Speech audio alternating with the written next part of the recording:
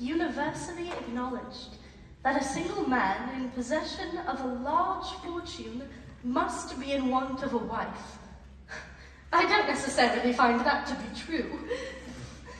Surely a man must be in want of more than just a wife. I cannot believe marriage is all that is meant to define us, or that it is the only fortune on which our happiness depends. Yes, of course it is. My best friend, Charlotte Lucas. Lizzie, everything depends on finding the right heart. Happiness in marriage is essential and desired. It must be all the wind dreams of. The craving is required. But when you meet your suitor, kiss him once, then say adieu. The more you get to know him, the more he gets to know you. And it's better to know as little as possible, better to wait until it's not too late. Secure him first, then leave the rest to fate. Longbourn, the Bennet's country house. Lizzie, you'll never guess what has happened. Netherfield has been let. My charming mother. Netherfield? We're all beside ourselves with excitement. Let by whom? Mr. Bingley, handsome and rich as the day is long, and sure to marry Jane. Jane Bennet, my gorgeous older sister. It will be a refreshing change to see new faces in town, will it not? Indeed it will. The man has barely stepped foot in our town, and already you have him married off to Jean. Well, surely, Mr. Bennet, Jane cannot be this beautiful for nothing. God help me. Happiness in marriage is the pillar of my quest. First I'll marry off the oldest, then marry off the rest. Lydia is still only just 15. But going on 25. Yes, in every way but wisdom. I wouldn't really care if she was still inside the womb. I vow to bind them all a husband. Dear Lord, they can't come too soon. And it's let's push me as possible, as careless as possible. Let's try to blush before it's time to blush. Yes. What hopes he may have later, you can crush. Kitty, Lydia, Netherfield has been let by a very fine and rich young man who's going to marry Jane. Well, how do you know he's going to marry Jane? Well, why wouldn't he? Look at her. Mama! And we're all invited to a ball at Netherfield. Mama, Kitty and I must have new dresses. Yes, we must. Mr. Bennet, may the girls have new dresses? As long as I'm allowed to remain at home when they are out wearing them. I hear he has a handsome rich friend with him. And a stodgy old sister. If only they were soldiers. Yes, soldiers would make much better husbands. He's so much taller. You two must be the silliest girls in all of England. I don't want a husband. I find the whole idea most unappealing. Well, of course you do. You're going to be an old maid. Oh, no, none of my 5 daughters will ever be old maids if I have anything to say about it. Even you will have a husband one day, Mary Bennet. I suppose I'll have to, but it will not be pleasant. I know what you're thinking. They're mad. A lot of them. Well, not my father, and not Jane. But honestly, why do I feel as if I don't actually belong to this family? Or this society? I don't seem to be interested in a single man of good fortune any more than he would be interested in me. I'm afraid asking for my hand would be his misfortune. It's a misbegotten world where I feel out of place. Is it my affliction I don't have secret dreams. I don't wish on a star, but I'm not so certain I like things the way they are.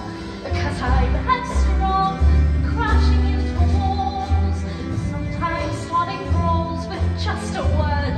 Could social laws be more absurd? I'm headstrong, kicking up the dust. I speak because I must, though I know others feel that I should show a little more restraint. For no one finds a headstrong woman quaint. But it's not exactly clear which road my life should take. I'm not demure and humble, I'm not good for goodness sake. I'm headstrong, finding my own way, not afraid to say the things I feel, and I know how they reveal. I'm headstrong, attractable and bold, impulsive too, as I've been told, and I don't seem to want the same things other women do. I'm the long-born ingenue, it's my untaming of the shrew. I'm the woman you once knew. Somewhere I'm fearless and I'm smart, even if I don't know my heart. I'm headstrong, crashing into walls, sometimes taking falls as people can, and I fall as well as any man. I'm willful, but is that such a crime? I speak my conscience every time. I am not as foolish as my younger sisters on the hunt for their two misters. That is not my care, but I'm too headstrong for any man to bear.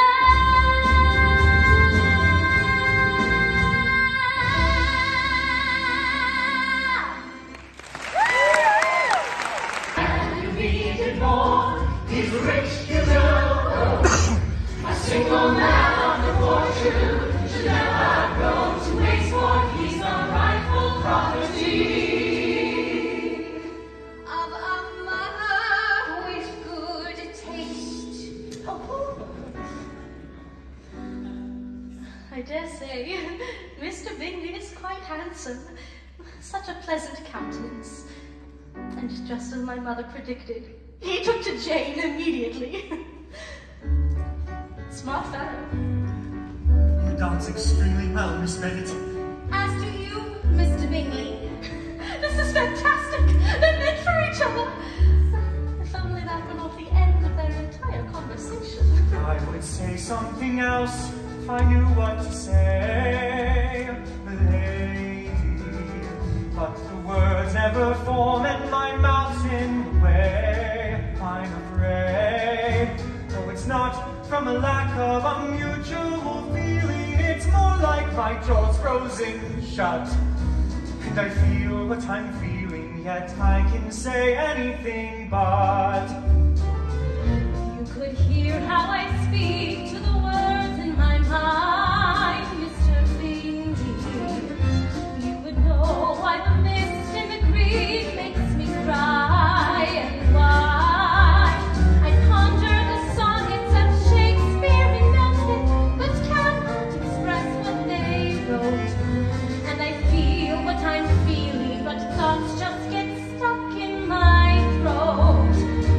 Other people get by, They are not quite as shy, yet we continue to try to muddle through till we speak our mind. We're running out of time. I would tell you you're graceful, I would angelic, tell you and your lovely, virtue and kindness are lady. and I why would say that I'm mad for the light in standing your here in a eyes. world that's too Surprise. fine. The look on my face is as close as you get to a covering more than hello. When I start to Love you, I have no idea.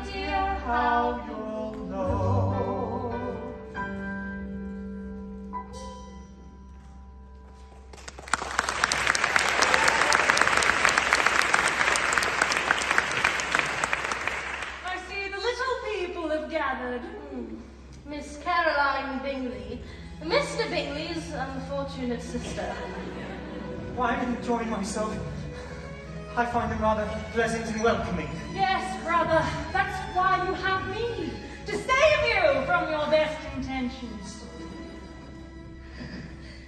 And then Mr. Darcy caught my attention. The report that was in general circulation within 5 minutes after his entrance was that Mr. Darcy had 10,000 a year. He was looked at with great admiration for about half the evening, till his manners gave a disgust which turned the tide of his popularity. Darcy, I must have you dance. I hate to see you standing by yourself in this stupid manner. Thanks? No.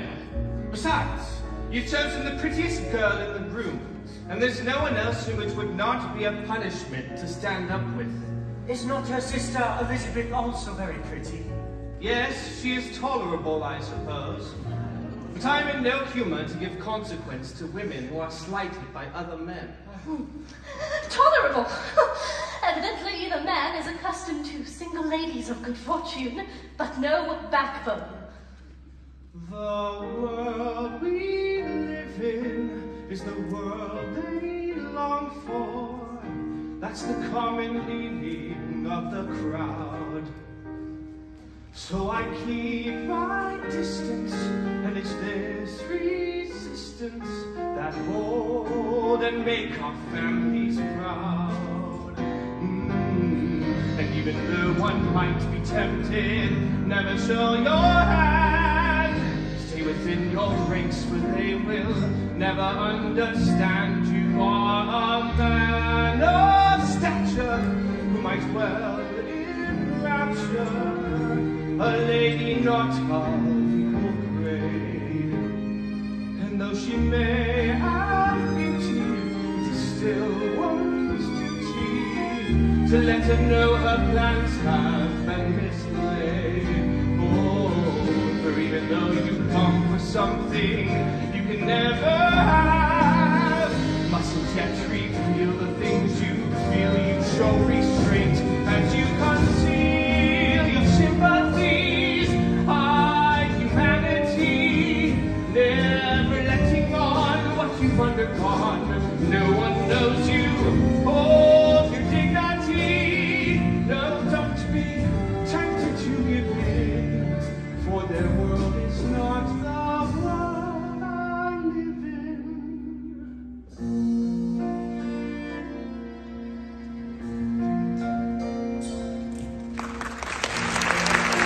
Country house. Mr. Bingley, we had Mr. Bennet, we had the most delightful evening. Jane was so admired.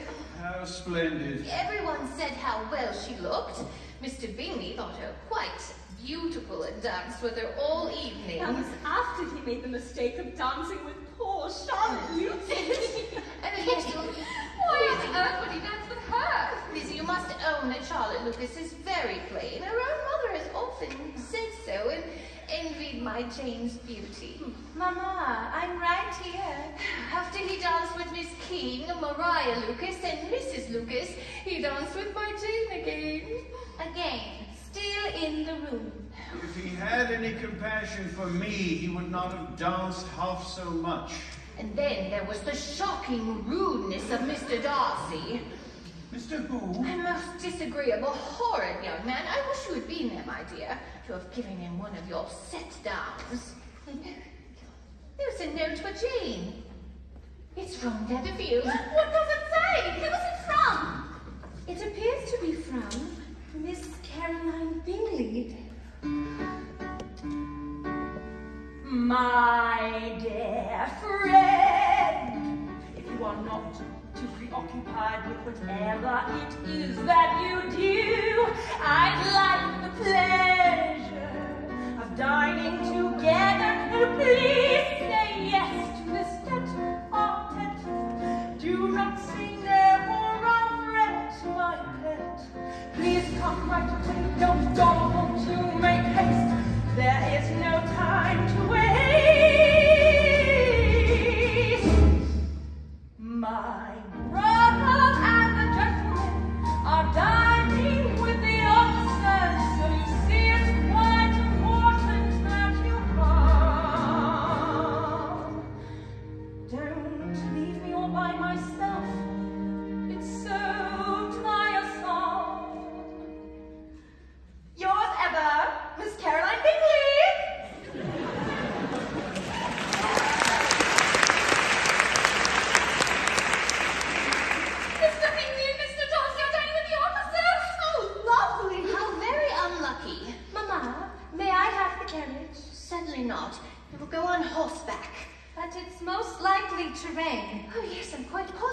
night, and then you'll be obliged to stay the night, and you'll be sure to see Mr. Bingley the following day. But Mamma, she will catch cold. If we are fortunate. Indeed, my mother's hopes were answered, and it rained for hours. And it was not long before a letter arrived from Jane with a report that she was unwell. Oh, how delightful! Well, Mrs. Bennet, if your daughter should die, it will be of great comfort to know it was all in pursuit of Mr. Bingley. Well, I'm going to see her. Oh, Jane, no, she does not need us. She has Mr. Bingley and his kindly sister. Exactly. She's surrounded. Oh, if you must, to take the carriage. No, thank you. I shall walk. Walk? Well, you'll be caught in the mud with dirt on your face, not fit to be seen when you get there. I will be very fit to be seen by Jane, which is all I want.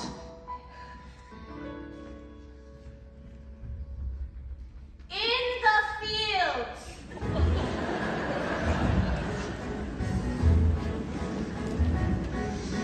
Sometimes you have to save your sister from rival forces. Sometimes you have to break through walls and alter courses. Sometimes you have to act on impulse, trust your senses. Sometimes you have to walk through mud, climb over fences, scale the walls that lock you in, escape the confinements of the skin you're in.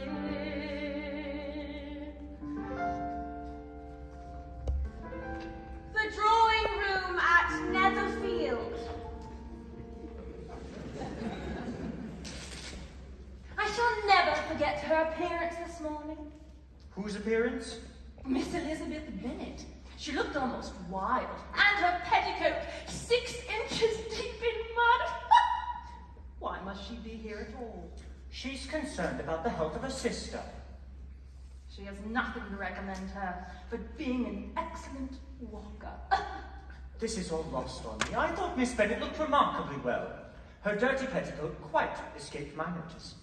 Yes, but to walk 3 or 4 miles or whatever it is, above her ankles in dirt. What does she mean by it? It seems to show an abominable sort of conceited independence. Miss Bennet, how is your sister recovering? I do hope she's feeling better. Her illness is subsiding and she's resting now. That eases me to hear it. That is very good news indeed. Is it not, Darcy? Yes, indeed. Would you like to join us for cards, Miss Bennet? No, thank you, Miss Bingley. Miss Bennet despises cards.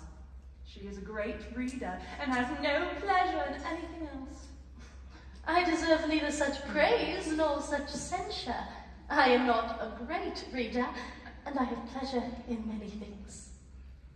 Mr. Darcy, you seem quite occupied. I am. Writing to Miss Darcy, no doubt. Has she grown as tall as I am? My sister is now about Miss Elizabeth Bennet's height, I imagine. Such manners, such grace! And how she must love her life at Pemberley. What is Pemberley? It is Mr. Darcy's estate in Derbyshire. There is not a finer estate in England as Pemberley. And there's not a more accomplished young lady as his sister, Miss Georgiana Darcy. Isn't that right, dear brother? It's amazing to me how young ladies can be so very accomplished as they all are. I scarcely know a woman that is not accomplished in singing, drawing, dancing, and modern languages. I do not agree with you, Bingley. I cannot boast of knowing more than half a dozen that are truly accomplished. Nor I am sure. A woman must possess those skills, but she must add something more substantial in the improvement of her mind by extensive reading. Mr. Darcy, I am no longer surprised at your knowing only 6 accomplished women. I rather wonder now at you knowing any. Miss Bennet, let me persuade you to take a turn about the room with me. I assure you it is very refreshing after sitting. I will indeed. Oh, Would you like to join us, Mr. Darcy? No, thank you. I'm afraid that would spoil the intention. Whatever could he mean? You have only but two motives for choosing to walk up and down the room together. I'm sure he means to be severe on us. You either choose this method because you are in each other's confidence, or because you are conscious that your figures appear to the greatest advantage in walking. In the first, I would be completely in your way. In the second, I can admire you much better from here. Oh, shocking! It'll be shocking, isn't it? Indeed he is. How will we punish him? Tease him, laugh at him, wound his pride, attack his vanity. Yes, vanity is a weakness indeed. But pride, where there is real superiority of mind, will be always under good regulation. Are you a man without defects, Mr. Darcy? I have made no such pretension. My temper I dare not vouch for. My good opinion, however, once lost, is lost forever. That is a failing indeed. You have chosen your fault well. There is in everyone a natural defect, which not even the best education can overcome. And your defect seems to be to look down on everybody. And yours is to willfully misunderstand them. Oh dear God. I like her eyes. Oh, I'm in so much trouble. No, I can't resist her. She mustn't know my feelings. I like her wit, her forward inclinations. Stop your ruminations. What I mean to say, Miss Bennet, wishing you good day, and that is all. For she will never see she's taken the bravado out of me. Yet I'm a fool, behaving like a schoolboy. Why would she consider a taste that she finds bitter? What can be done? Opinions have been fashioned. She can barely stand me. There's not a chance, Miss Bennet, that I would allow the world to know how it came to be. She's taken all the bluster out of me. And I must find the will to resist her. I must find the strength to walk away. It's what I have to do, but thoughts always lead me to you. I like her eyes, damn it, it's alarming. I don't want to love you, I have obligations. But here I am, in bitter disappointment at my own behavior. So just let me say, Miss Bennet, I will walk away what's in my heart. For you will never see you've taken the bravado out of me.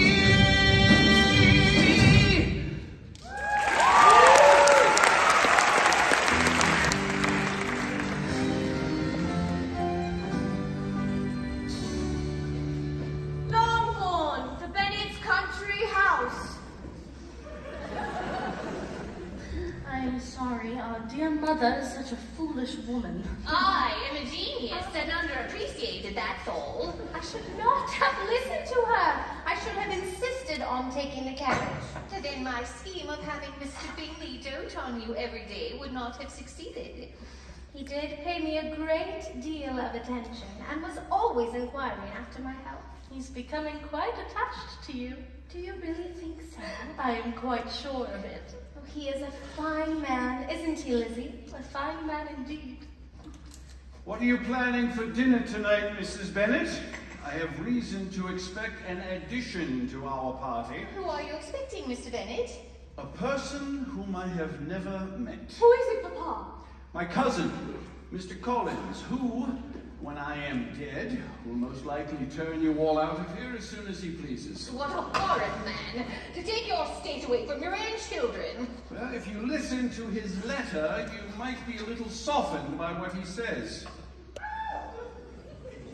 Dear sir, the disagreement between yourself and my late honored father always gave me much uneasiness as a clergyman, and I have frequently wished to heal the breach. I hope the circumstance of my being next in line to inherit the Longbourn estate will be kindly overlooked, and not lead you to reject this olive branch. But why does someone we've never even met have the right to turn us out of our own house? It's an entailment. The law greatly favors men over women. He continues. I greatly look forward to meeting you and Mrs. Bennet, and of course, your 5 lovely daughters. Jane, Lizzie, Mary, Kitty, Lydia. Fate will never show you pity, Lydia. Close your mouth. Your cousin is coming to our estate. No time to waste, no girls make haste. Who'll be the one he fancies? You have so fine a family of daughters, Mrs. Bennet. Oh, they are all quite handsome.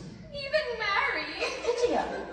Jane is the most beautiful, but Lizzie too has something appealing about her. I find them all quite heavenly, as a man of the cloth. Oh, yes, we expect Jane to be very soon engaged, but none of the other girls have any attachments of which we're aware of. Mr. Right. Collins. I shall say no more on the subject at present. Only that I have been so fortunate as to be distinguished by the patronage of the Right Honourable Lady Catherine de Bourgh, who encourages me to marry quite soon, provided I choose with discretion. Lady Catherine, well, that is indeed an honour, Mr. Collins. She is a great lady. I have never in my life witnessed such behaviour in a person of rank. Oh, it's such an honour for you to receive her patronage. It is with a sense of atonement for inheriting your estate that I thought, perhaps, should your daughters be as handsome as were represented by common report, that I might marry one of them. Mr. Collins. To make amends, Oh, of course. yes, to make amends. Which one would you like, Mr. Collins? Perhaps you could place your order with me as I'm still breathing, so far as anyone can tell. Such lovely creatures, which one shall I choose? An abundance of riches. Who shall be blessed with this most happy news? Girls, which one of you will sway me, honor and obey me? The choice is arousing, I'm forced to admit. They are all so delicious. Which one of you will be blessed to submit? He must be married. Which of you will capture the violence of my rapture? Will be a lucky girl. Will be my gentle flower, whose love I'll cherish and devour. Such lovely creatures Are the only things I feel that along with fear and loathing, silence in his face is repugnant to my eyes. Every part of him's revolting. Would be his possession, despite her own objection. We shall see who gives her virtue to me.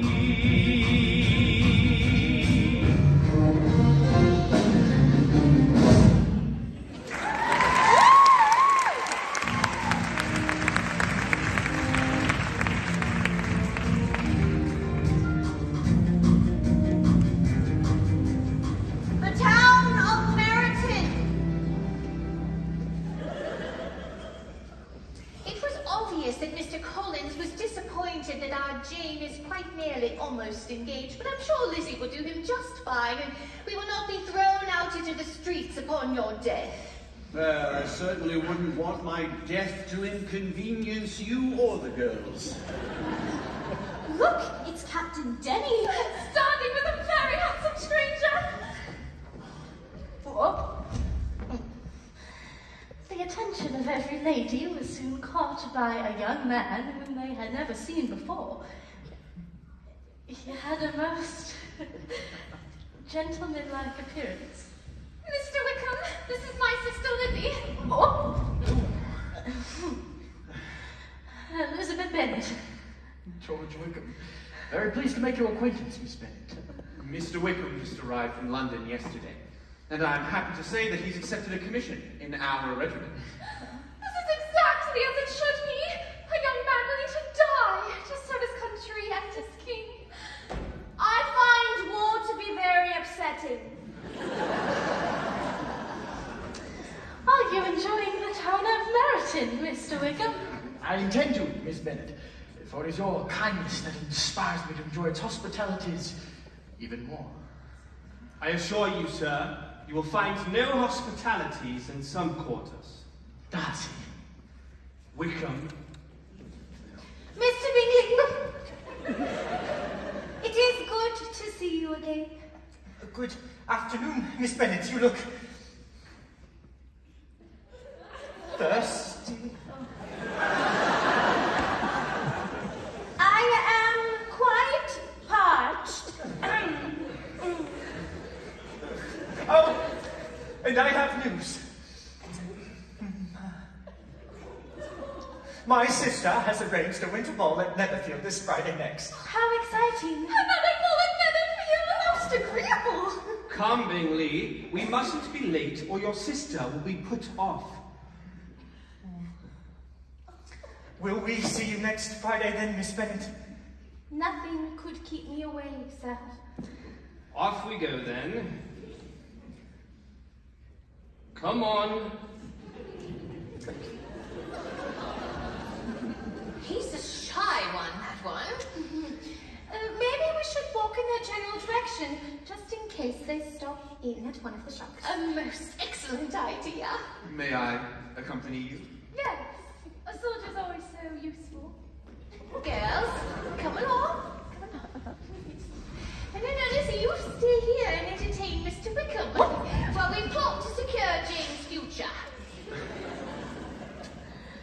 And that is my family. Judge me how you will, Mr. Wickham. I judge myself far more harshly, Miss Bennet. I'm afraid I showed little patience with Mr. Darcy. Well, it is difficult to find patience where Mr. Darcy is concerned.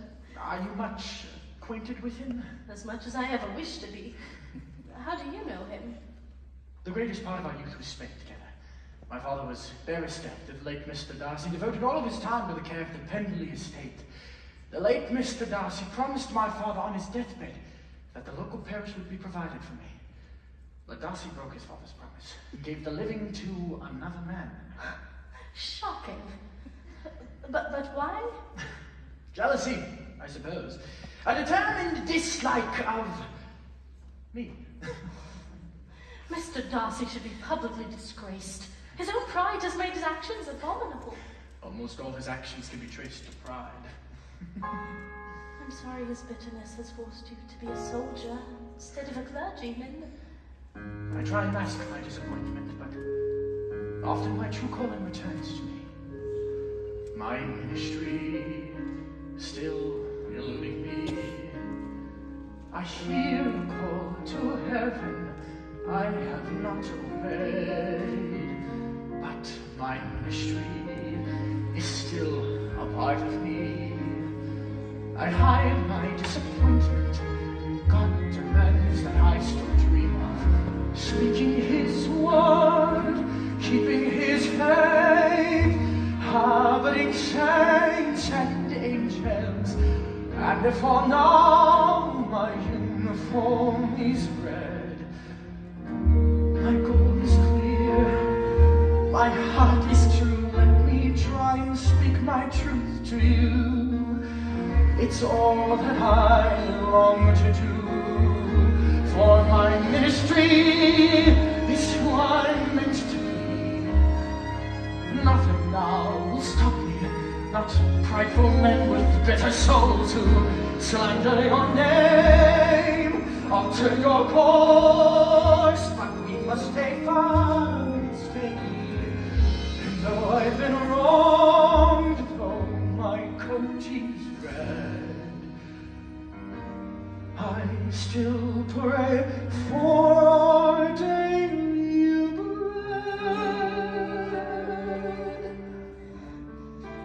And what of the ball at Netherfield?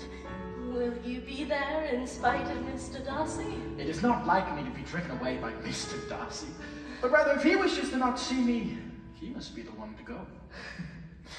So I'll see you soon at Netherfield, And we'll dance till 3, and we will not care if he sees that we are not impressed with his pedigree. We'll meet at Netherfield.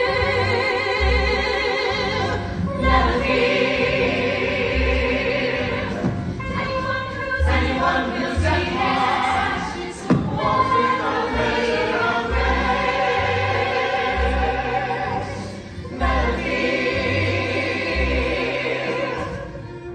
I am by no means of the opinion that a ball of this kind, given by respectable people, can have any evil tendency.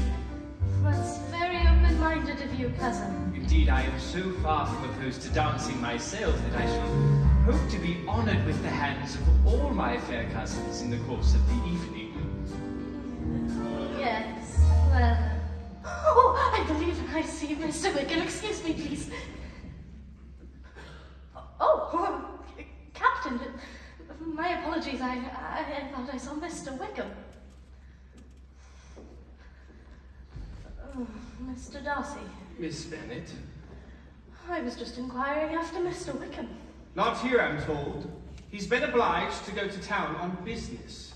But I imagine his real business is avoiding me. Perhaps we should all follow suit. Would you care to dance, Miss Bennet? I would not. You might find me a bit more agreeable. Heaven forbid one should find a man agreeable whom one is determined to dislike. Oh, and now we're dancing. It seemed a terrible waste for you to dislike me while we were standing, when you could just as easily dislike me while we were dancing.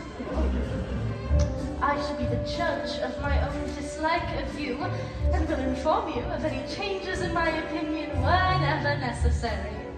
Do you talk by a rule then while you're dancing? I feel some conversation ought to be engaged in, as long as we say as little as possible. You were quite engaged in conversation the other day, as I observed, Miss Bennet. But I warn you, Mr. Wickham is blessed with the ability of making new friends, but has much difficulty keeping them. Losing your friendship was a blow, I'm sure. He's likely to suffer from it all his life. Do not speak of what you do not understand. You once said that you hardly ever forgave, that your resentment, once created, was unappeasable. That's true. And you never allow yourself to be blinded by prejudice. I hope not. It is incumbent on those who never change their opinion to be secure of judging properly the first time. I wish you would not sketch my character at present. I fear the performance will reflect no credit on either of us. But if I do not take your likeness now, I may never have another opportunity. She rattles me, she battles me, my eyes are fixed on her. And I have never been so much as such bewitched by her. She wants to take my likeness, inflict her strong opinions. He baffles me, he bullies me, but I am not impressed. She's not A noble impressed chin with me. cannot replace what he does not possess. I see him staring at me. I wonder what he's thinking.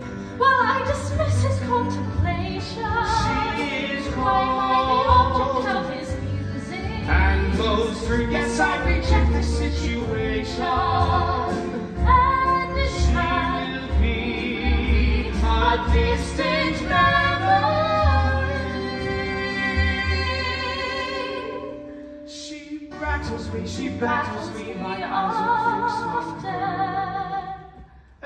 I have never been so much as such manners.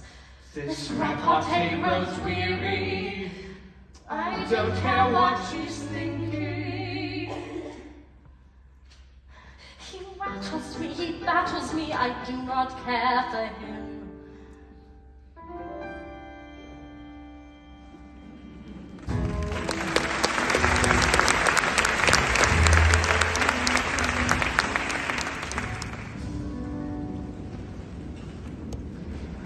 Longbourn, the Bennett's country house.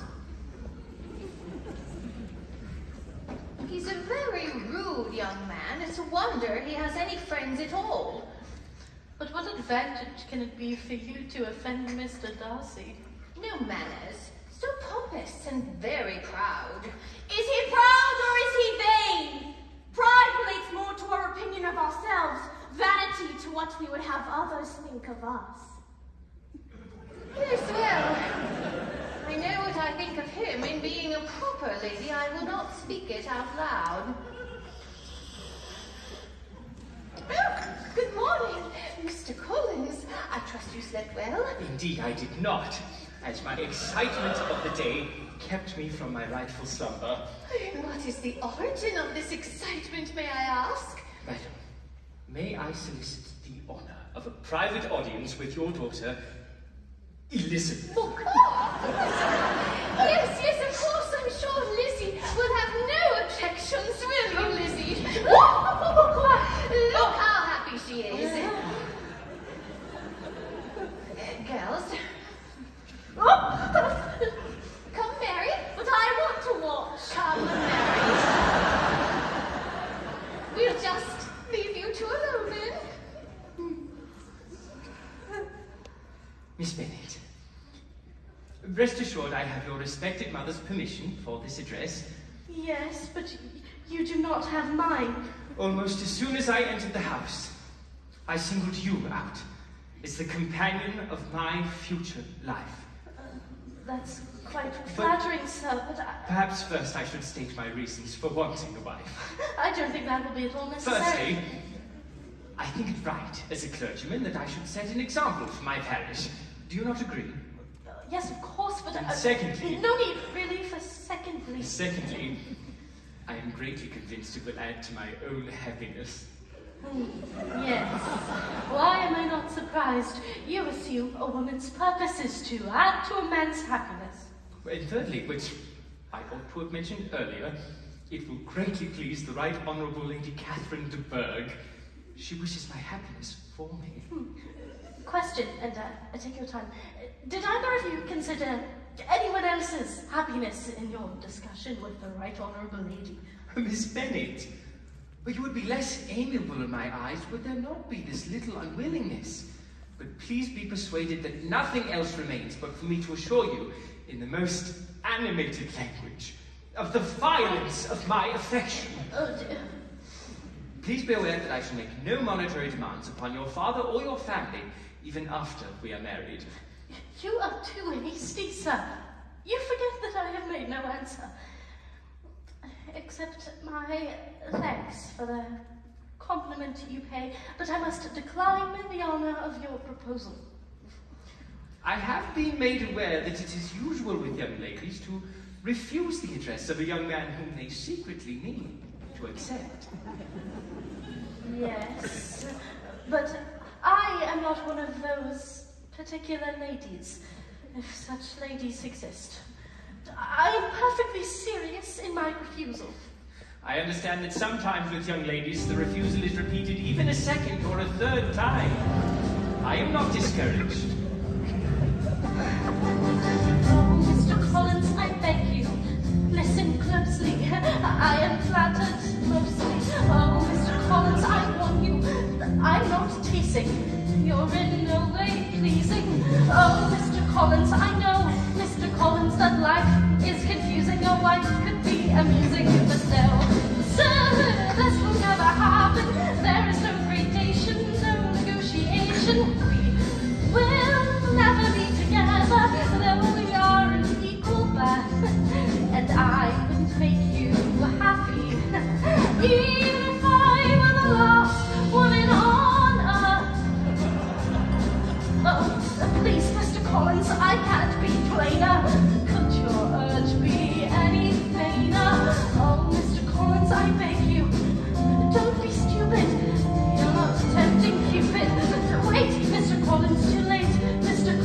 to make a first impression. You show your indiscretion.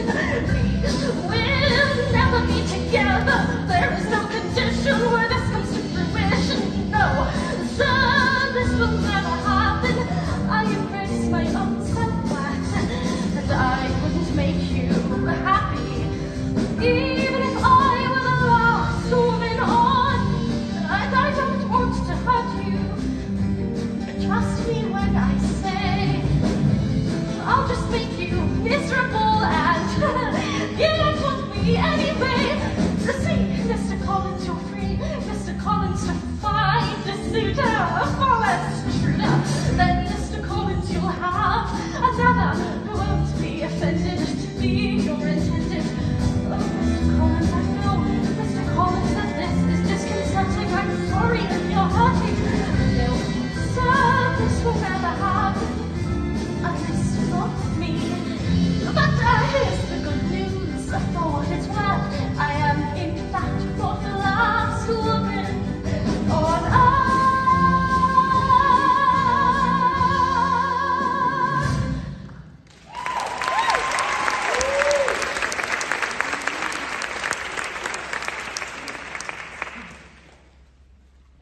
Good day.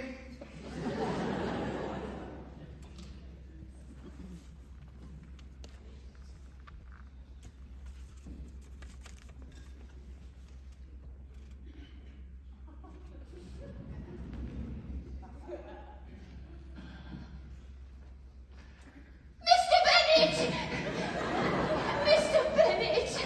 What is it, Mrs. Bennet? You must make Lizzie marry Mr. Collins. She vows she will not have him. And what am I to do about it? Well, speak to her. Tell her that you insist upon her marrying him.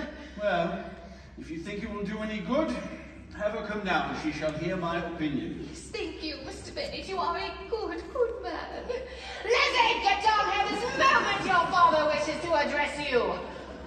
Lovely tone, darling. You do me proud. Yes, Papa? Come here, Lizzie. I understand Mr. Collins has made you an offer of marriage. Yes, Papa. And that this offer of marriage you have refused. I have, sir. Very well. We now come to the point. Your mother insists upon you accepting it. Is it not so, Mrs. Bennet? Yes, or I shall never see her again. There you have it. Your mother will never see you again if you don't marry her. And I will never see you again if you do. Thank you, Papa. Mr. Bennet, why would you say such a thing? Happiness in marriage is an act rarely achieved.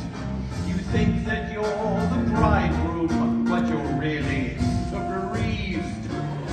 Be careful, dearest Lizzie, of the company you keep. There's a cost to love and marriage. Happiness doesn't come cheap. Mark my words, dear. Look before you leap.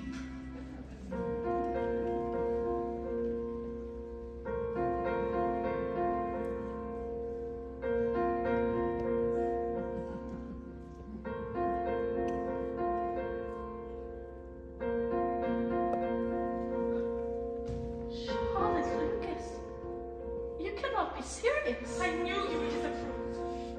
You're engaged to Mr. Collins? Why should you be surprised? Do you think it incredible that Mr. Collins should be able to procure my good opinion because he did not succeed with you? That's not what I meant. I'm not romantic, you know. I never was. I ask only for a comfortable home and situation in life. Yes, but I am convinced that my chance of happiness with Mr. Collins is as fair as most people can hope for. Happiness in marriage is a calculated guess. I don't possess your beauty, so in fortune call I said yes. And it's better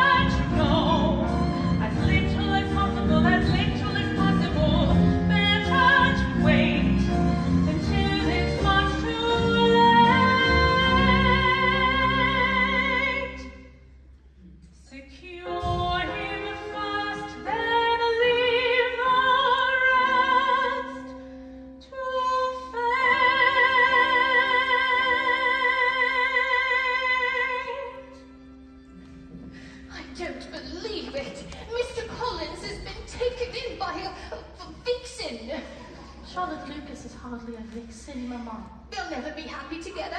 The match will be broken off. Lizzie, you're the real cause of all this mischief. Mamma, we must all accept it. In fact, Charlotte and Mr. Collins have invited me to dine next week in Rosings with the Right Honourable Lady Catherine de Bourgh. How thrilling. It's Jane who's been wronged. Mamma, I'm right here. It's my Jane who should be the first engaged. Mr. Bennet, do something. I'll alert the newspapers. It is unlucky they should all leave Netherfield so quickly, with hardly a word. Who has left Netherfield? Mr. Bingley and his sister and that horrid man. They have no intention of ever returning. Miss Bingley's letter was not as dire as all that. Dearest Jane, I regret to leave your society, my dearest friend, but we will hope at some future period to enjoy many returns of that delightful affection we have known. Fondest, Caroline Bingley! It is evident by this that Mr. Bingley comes back no more this winter. It is only evident that Miss Bingley does not mean that he should. She clearly believes he will marry Mr. Darcy's sister, Georgiana. Nonsense. This is terrible news, horrible. Mr. Bennet, do something. If Lady Lucas is to have a daughter wed before I have. The horror. Miss Bingley is my friend. If she believed him attached to me, they would not try to part us. And if he were so, she would not succeed. Miss Bingley is not your friend. We are not rich enough or grand enough for her. But dear sister, can I be happy in accepting a man whose sisters and friends all wish him to marry elsewhere? Should the man you love be a slave to his designing friends? It is already done, sister. But Jane, He will be forgot, and we will go on as before. Jane, You doubt me. You have no reason. He's a man of my acquaintance, good-natured and polite. He'll always tip his hat when he walks by. He's a man of my acquaintance, a kindly passing friend, who makes the sun burst, who makes my heart, well, he's really nothing special, just a man of my acquaintance. And if I had an error of fancy, no one could blame me for that. I had my reasons. His hands were lovely, and his eyes always followed me. Eyes always followed me. He's just a man of my acquaintance, nothing more than it appears, and it will never be more than it is. And we'll say hello in passing, and I won't regret how it has to be. And I wish him well in life graciously. He's just a man of my acquaintance, a man of my acquaintance, who makes the sun burst, who makes my heart, well, he's really nothing special, just a man of my acquaintance. dear Jane, you are too good. How did I ever deserve you? Though I must admit, I feel you two are too quick to forgive. But I will banish the thought and do whatever makes you happy. What makes you happy, Lizzie? Is it Mr. Wickham? Oh, have you not heard? He is now the admirer of someone else. Miss King. Her uncle has died, and the sudden acquisition of £10,000 was the most remarkable charm of the young lady. But I thought Mr. Wickham had no interest in Miss King. He has known her for quite some time. He suddenly finds her person most irresistible. What's changed? Oh, Lizzie, I am so sorry. I assure you I was not in love with him, or I should at present detest his name and wish evil upon him. Now he's just a man of my acquaintance. A man of my acquaintance.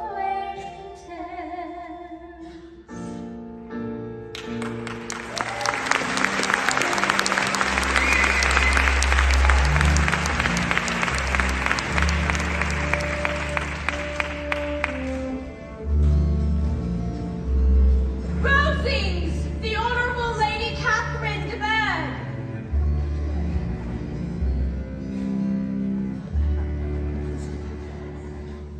This girl, I assume, is the one you mentioned.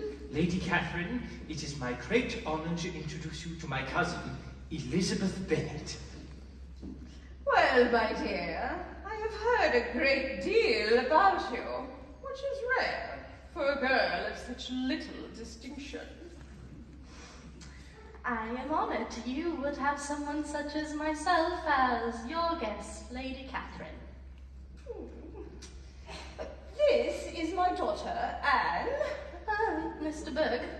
Anne would have been a very fine musician had her health allowed it. And I believe you know my nephew, Mr. Darcy. Yes, I have been witness to Mr. Darcy's views of the world more times than I deserve. Miss Bennet, I'd like to introduce you to a dear old friend of mine, Colonel Fitzwilliam. It is a pleasure, Miss Bennet. The pleasure is mine, Colonel. Oh, I find pleasantries so dull. Tell me, Miss Bennet, do you have any brothers or sisters? I have 4 sisters. Oh, there's 5 of you? Good God! Are any of you married? Not as of yet, though my youngest sister is only 16. I hardly find that a suitable reason for a young girl to be without an attachment. Are any of your sisters out in society, Miss Bennet? Yes, ma'am, all. All? At once? How uncivil!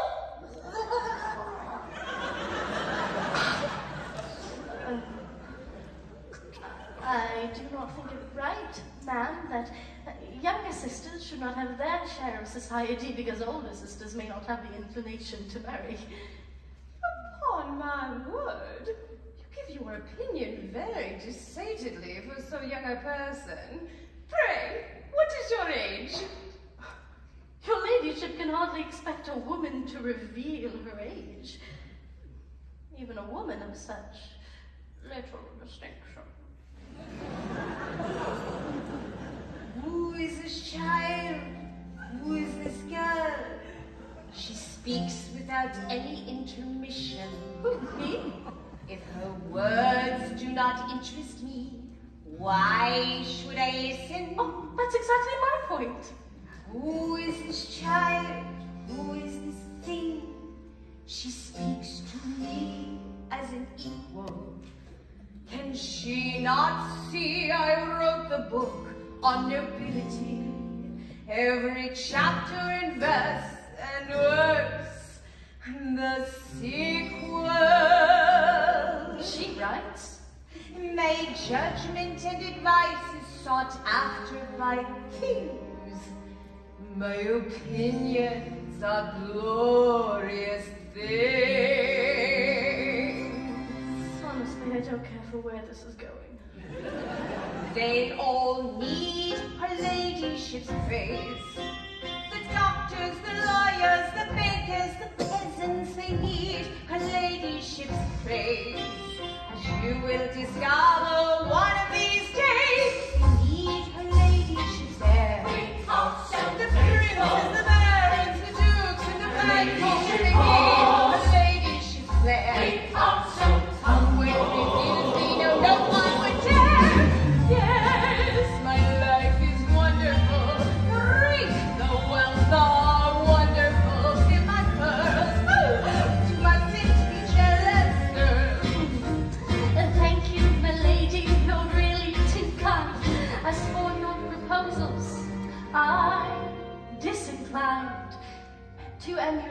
lifestyle in any way. Who is this child who shows no reserve and an alarming display of independence? Elizabeth Bennet, we met earlier. Mark my words, you will kiss my hand. You'll be as dependent on me as your descendants. I'm not completely sure I'm having children. You will need her ladyship's praise. She's so The altar, the spinsters, the commons, the servants, they need her ladyship's praise. She's my worst I'm so nightmare. very useful in so many ways, and you'd be wise to submit. The tuning or spouting or ladyship calls. Have to admit, your life without me is not complete. Yes, my home is wonderful.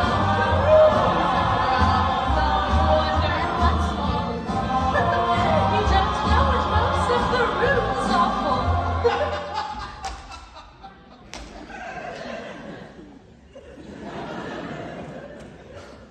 The point is, Miss Bennet, I give the orders and someone obeys, and one of these days I want you'll need her ladyship's praise.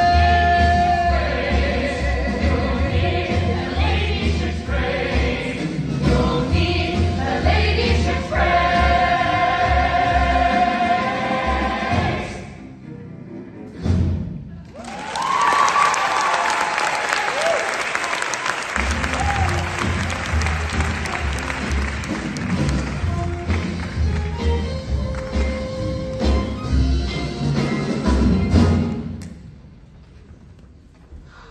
Well, that was frightening.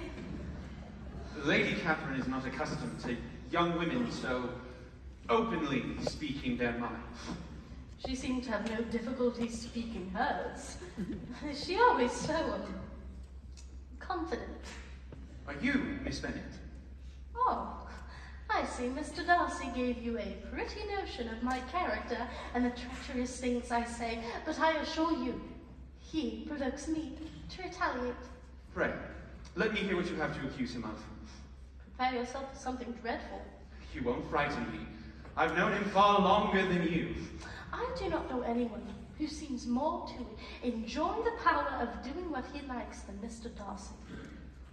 Is that his terrible wrongdoing? He's rich and thinks well of himself. No, it's more than that. And so do we all. It is only that he has a better means of having it than others. And Darcy takes care of his friends. In fact, he just saved his good friend Mr. Bingley from a most imprudent marriage. Mr. Darcy did? Yes? Did he give any reason for his interference? It seems the girl's family was an embarrassment. He didn't think the match suitable for his good friend, and so he persuaded his friend against the attachment. Miss Bennet, are you all right?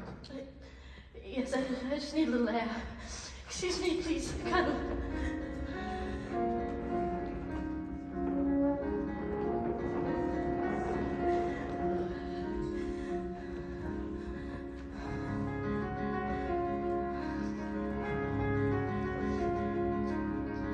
I always knew you were cavalier with your arrogance and pride, but I never thought you'd be this cruel. Somehow you've managed to interfere, and precious love has died, all because of one man's disapproval. What kind of man is so thoughtless? What kind of man would do something so selfish? What kind of man is so certain that everyone's wrong but him? What kind of man would harm a love so true? A man like you, Mr. Darcy. A man like you. Miss Bennet, Mr. Darcy, I hoped I'd find you here. He cannot be serious. In vain I have struggled, but my feelings must not be repressed. You must allow me to tell you how ardently I admire and love you. You love me. I do, in spite of myself. You are, of course, of inferior birth, and my family will no doubt be opposed. But I am willing to take on the burden. Are you? In spite of my endeavors, I have found it impossible to conquer my affection towards you. I have tried with all my power, but have been wholly unsuccessful. I may be able to assist you, sir, if you give me but a moment. I hope I might be rewarded by your acceptance of my hand. Mr. Darcy, I am astonished. I have never desired your good opinion, and you certainly bestow it most unwillingly.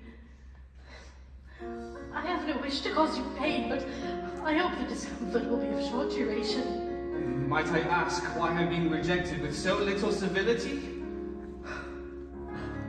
Yes, you may ask, Mr. Darcy. Do you deny you have interfered and have caused my sister harm? An act I find just slightly short of treason. Now you have the nerve to want my hand, as if you haven't any choice, and to say you love me against reason. What kind of man is so heartless? What kind of man will hurt someone so tender?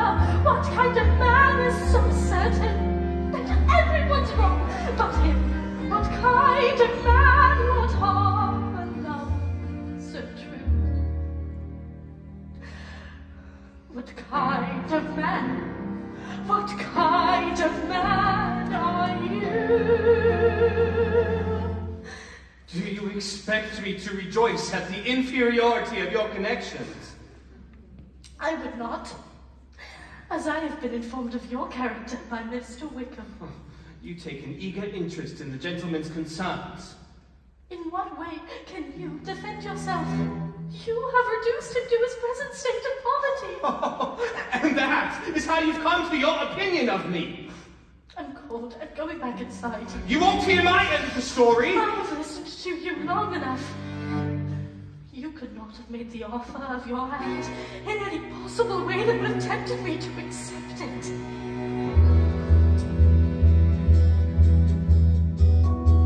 Well done, Miss Bennet. You have had your say, and you've cut me down, and you've brought me to my senses. Well done, Miss Bennet. I'm completely wrecked.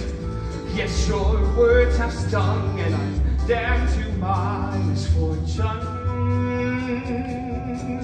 And I don't know why that I love you still. It's as if I love you against my will.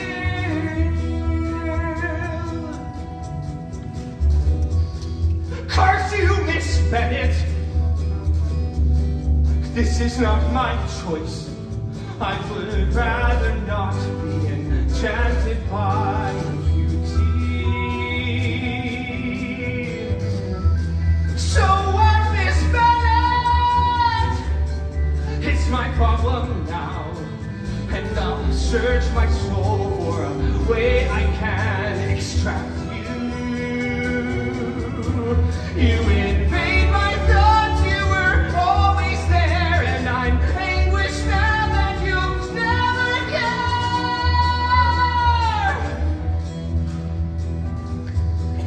Goodbye, Miss What Bennet. kind of man could be so heartless? I'll just say farewell. What kind of man could And be by so the time it's up, there's no more to say.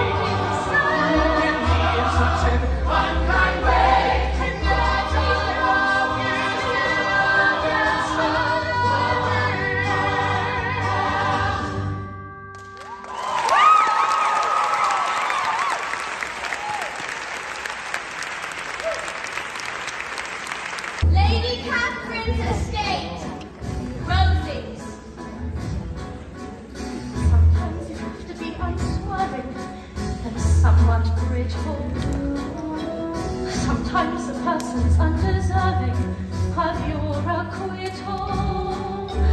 Sometimes you have to act on impulse, trust your senses. Sometimes you have to walk through mud, climb over fences, scale the walls that lock you in, escape the confinements of the skin you're in.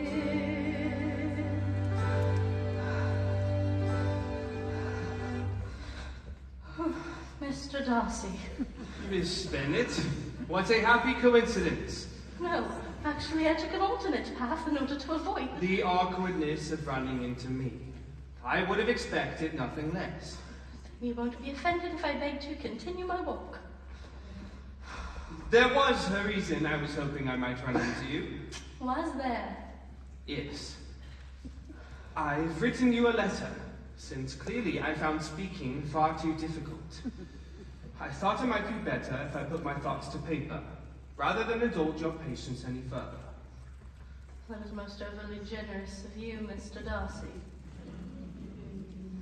I trust you will do me the honor of reading it.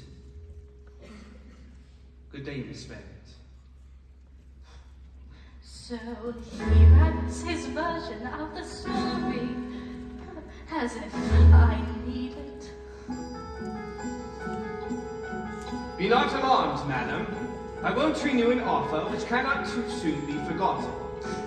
Doesn't he know he's made his point? Well, I suppose I'll read it. I know you bestow your attention unwilling, but I demand it of your justice. Demand it all, I will not budge. He has my attention. Now I'll be his judge. I have been charged with 2 offences, by no means of equal magnitude. Both appear very damaging. The first, that I had detached Mr. Bingley from your sister. The other, that I had ruined the prosperity of Mr. Wickham. Can a man go any lower? I don't think so. It should also be noted that I am under the necessity of relating feelings that may be offensive to yours. But these truths must be told. Yes, an apology would be absurd.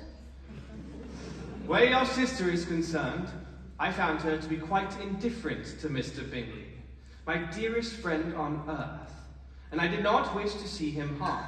Are you blind? She's madly in love with him. How could you not see that? I could find no attachment. Of course you couldn't, because you were too busy admiring your hair or your own judgment. The other objection, which must be stated briefly, is your mother's family. Well, there I cannot fault you. They are offensive. No offense. None taken, really. But if I have wounded your sister's feelings, it was unknowingly done. Unknowingly? And though the motives which governed me may to you appear insufficient, I cannot believe you're still rambling on. I have not yet learned to condemn them. Of course, you haven't, because you have learned nothing. Just apologize, take the blame, and be done with it. Why do men find that so tremendously difficult? But with respect to your other more injurious accusation regarding Mr. Wickham, your account is correct. My father was devoted to him, but after he died, Wickham gambled and drank away all the money my father had bestowed him. Of course he came to me asking for more. Mr. Wickham? I turned him away, but he kept coming back, so finally I refused to see him. And then? I must now mention the circumstance which I would wish to forget myself. She was 15, he knew her as a child, he had gained her affection, she believed she really loved him, I had no doubt. He only meant to marry for her fortune, but I stopped him and I saved her from a life she would regret. My Georgiana, my dearest sister, I would protect her with my And if you do not reject this as false, I hope it acquits me of cruelty. At least in regards to Mr. Wickham, won't you, madam, give me that much? Surely we agree on Mr. Wickham. He's a scoundrel. But he is far worse than a scoundrel, sir. But where does that leave me, madam? Where does that leave me?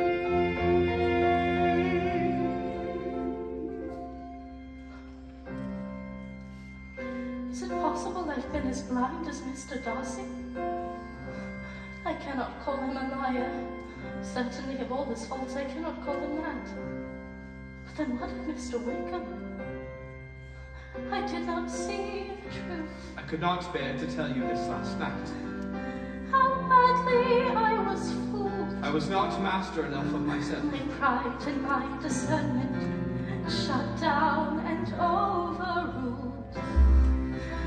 How was I so blind? I hope you find my assertions of value. I've lost all common sense. God bless you. The trait that I most trusted is now my worst offense. I'm headstrong, crashing into pride. Me who has relied on my reserve. I'm riding blind around the curve. I'm headstrong, my vanity revealed, while Mr. Wickham's fate is sealed. What a fool I was to ever put my faith in him. But Mr. Darcy's not in the clear. His actions were severe, though his words may be sincere. They don't appease me. And he hurt my sister Jane. For that I hold complete disdain. He's headstrong, thinking he knows best. A man who's self-possessed and overblown. She can't hold The words he trusts are his alone. He's headstrong, but cannot bear his pride. His ego is a mile wide, and I cannot forgive a man who sees his actions not as faults, but mere distractions. One can never charge, but he's too headstrong to ever know.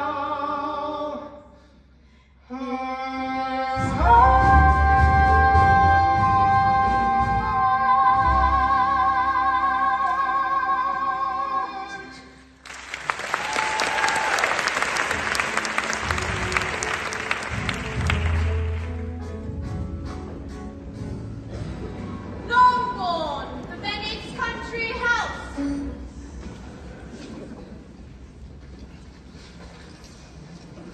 You must tell me all about Rosie, Lizzie. Did you see any pleasant men? Have you had any flirting? No flirting. I entirely forgot to flirt. You're useless. Jane, what about you? I was in great hopes that you'd have a husband by now. You're almost... Lydia, she knows how old she is. How ashamed I would be of not being married before I was... Shut up. Lydia is right. My Jane is in danger of becoming an old maid. Why am I always spoken of, but never spoken to? I guarantee that will never happen to me.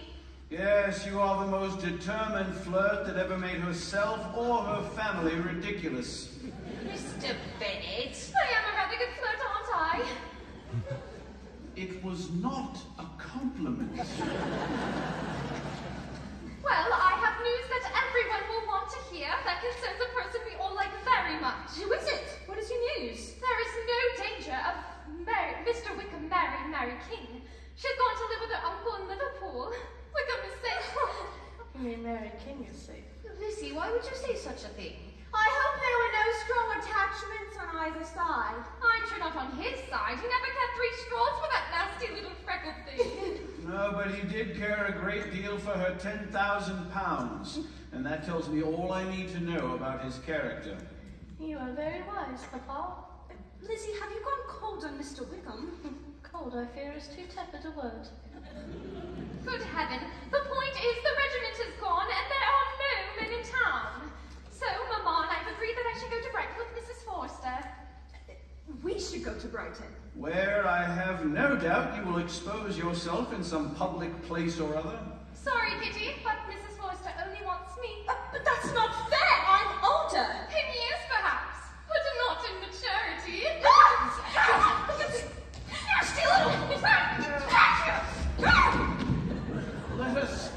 Let us hope Lydia's being in Brighton will reveal to her her own insignificance.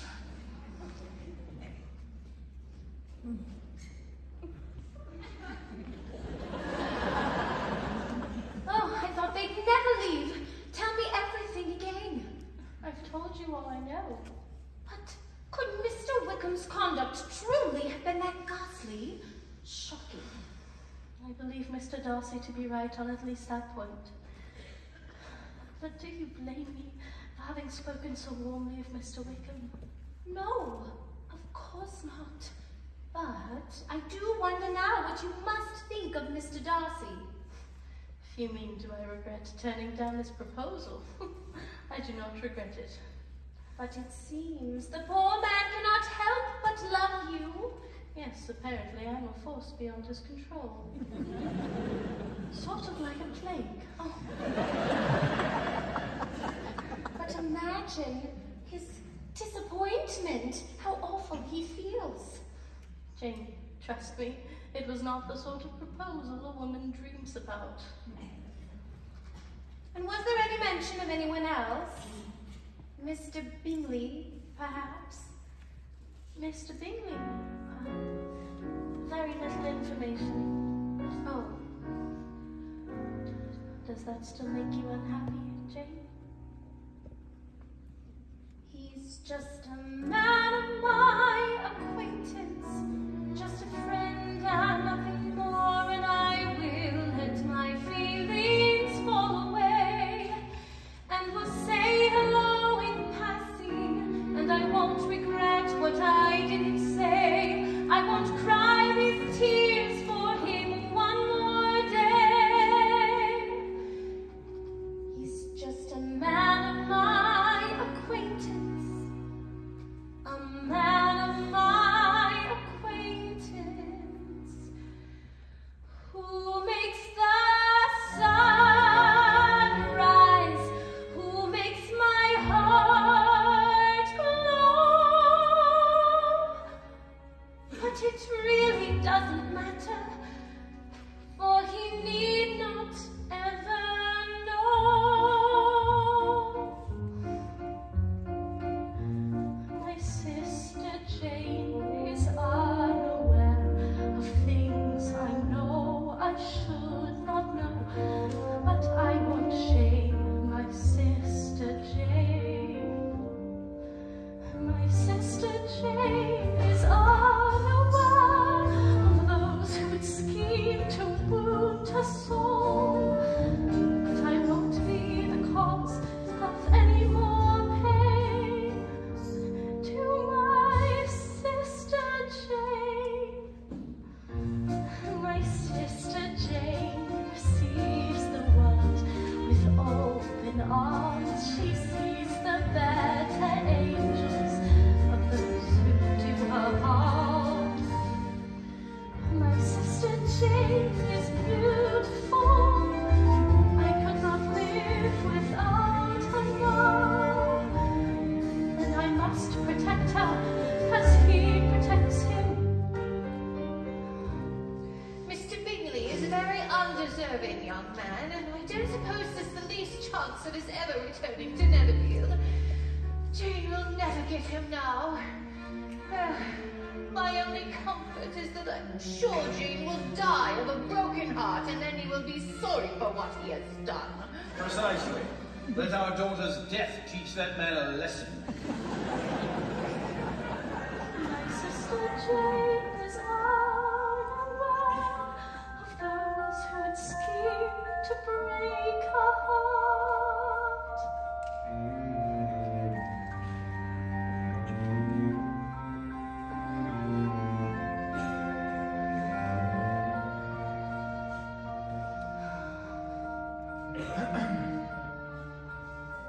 Mr. Wickham, what to be of this surprise? It appears I've come at an inopportune time, Miss Bennet. Yes. I was just preparing to do a tour of the lakes with my aunt and uncle. And my regiment ships out again in the morning. It appears we must say goodbye again. Yes, indeed.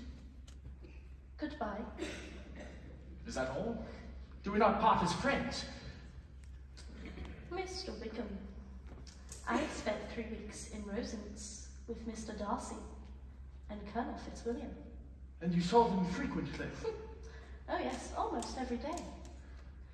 Mr. Darcy improves upon acquaintance. That is surprising to hear.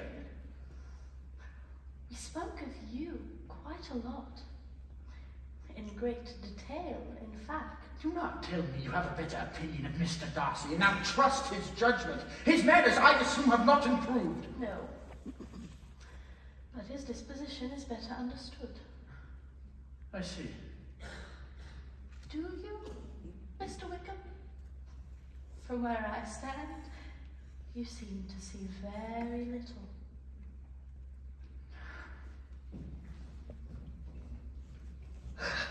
That felt fantastic! Lizzie, I'm afraid we cannot do a tour of the lakes as planned. There isn't time in Mr. Gardner's schedule. Can you forgive me, Lizzie? Of course, Uncle. But the northern tour will be quite beautiful this time of year. Yes, but it will take us no farther north than Derbyshire. I don't mind. I do look forward to seeing the great estates of Oxford, Warwick, Birmingham. and of course, we must pay a visit to Pemberley. But, Aunt Gardner, we have no business at Pemberley. My dearest Elizabeth, should you not like to see the place of which you have heard so much? A place with which so many of your acquaintances are connected to. Dear Aunt, although it is a lovely idea, my limited acquaintance with Mr. Darcy does not afford me the privilege of such an informal visit. Oh, not to worry, dear. They are all gone for the summer. I've already inquired. Oh. Yes, I thought that's what you'd say. I hear the streams are perfect for fishing. Well, I do admit the great Pemberley has quite piqued my curiosity. Shall we explore the grounds? Welcome to Pemberley, where every garden is quite spectacular, large and manicured. Welcome to Pemberley, gardens of beauty, nothing too gaudy in sight. In splendor, fortress are humble, walls are deep, looking pretend nobody ever will see their nobility palaces empty, filled with empty chairs. Pemberley, we'll go to Pemberley. Your elegance is known far and wide. Pemberley, our stunning rhapsody, a glorious manor with all of the fanfare. Not as cluttered as other estates. And I dare say with more savoir-faire.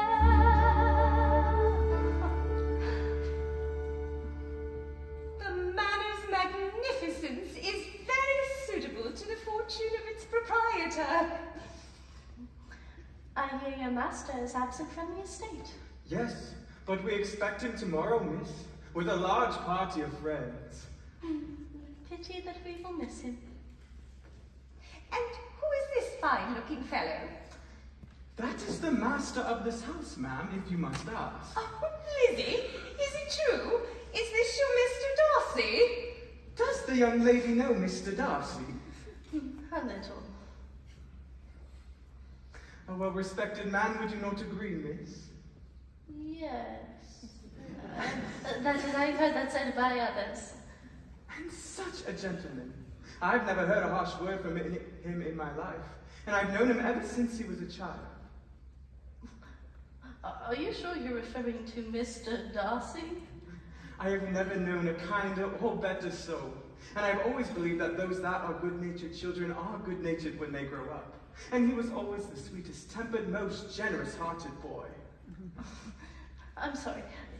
We are talking about Mr. Fitzwilliam Darcy, tall, good-looking, very proud. Yes, miss. I have heard some unfortunate souls call him that. That's not the man that I know. He's nothing like that. It isn't his way. That's not the man that I know. He's not well behaved. He's never been nice. He's never been fair. But have I misjudged him? That's not the man that I know. He must be confused. He must have it wrong. That's not the man that I know. No, surely not him. He's never been kind. He's never been warm. Or am I in error? Is there something I'm missing? I didn't see before. Patience and humor, a gentleman's rapport. What praise could be more valuable than the praise of a servant? And yet, I could have been mistress of all this. I could have been mistress of all. Miss Bennet? Oh, Mr. Darcy. What a delightful surprise. I beg your forgiveness, sir. I was informed you were not to arrive until tomorrow. Yes, business with my steward has occasioned me coming forward a day earlier than the rest of my party. Had I known as much, I would not have intruded upon you. Actually, I find the intrusion rather agreeable. Mr. Darcy, this is Mrs. Gardner and Mr. Gardner, my aunt and uncle. Very pleased to meet you. I hope the countryside in Derbyshire does not disappoint. Indeed it does not, sir. And how long were you planning to be with us? We will be in the area another 2 days, at least. Splendid. Do you fish, Mr. Gardner? I do, sir. It is a particular interest of mine. Then you must indulge yourself in our streams. I can provide you with all the tackle you'll need. That is most gracious of you, sir. That's not the man that I know. He's nothing like that. He doesn't talk fish. That's not the man that I know. That isn't his smile. Those aren't his manners. Those aren't his words. But have I misjudged him? They are delightful people, your aunt and uncle. I did not think you much cared for people, Mr. Darcy. Oh, you wound me, Miss Bennet. But I suppose I do deserve your disapproval of my person. I'm not really sure which person you are anymore. I know someone who might be able to provide an answer. Would you allow me the honor of introducing you to my sister, Georgiana? She arrives tomorrow from London and wishes to meet you. Yes. That is, I would be most happy to meet her. And among the party are some who you might claim an acquaintance with already. Mr. Bingley and his sister. Huh. Well, that'd be lovely. Well, till tomorrow then, Miss Bennet.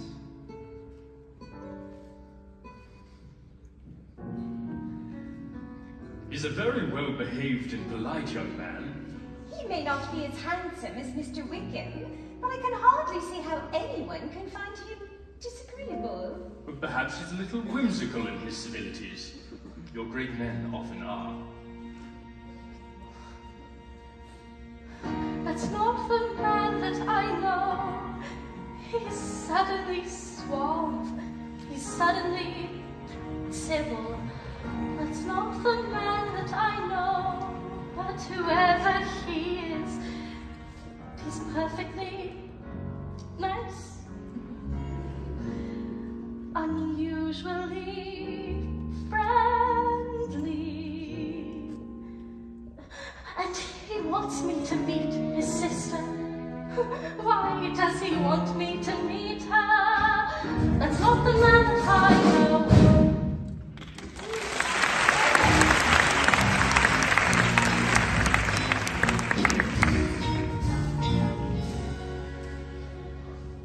A lodging house.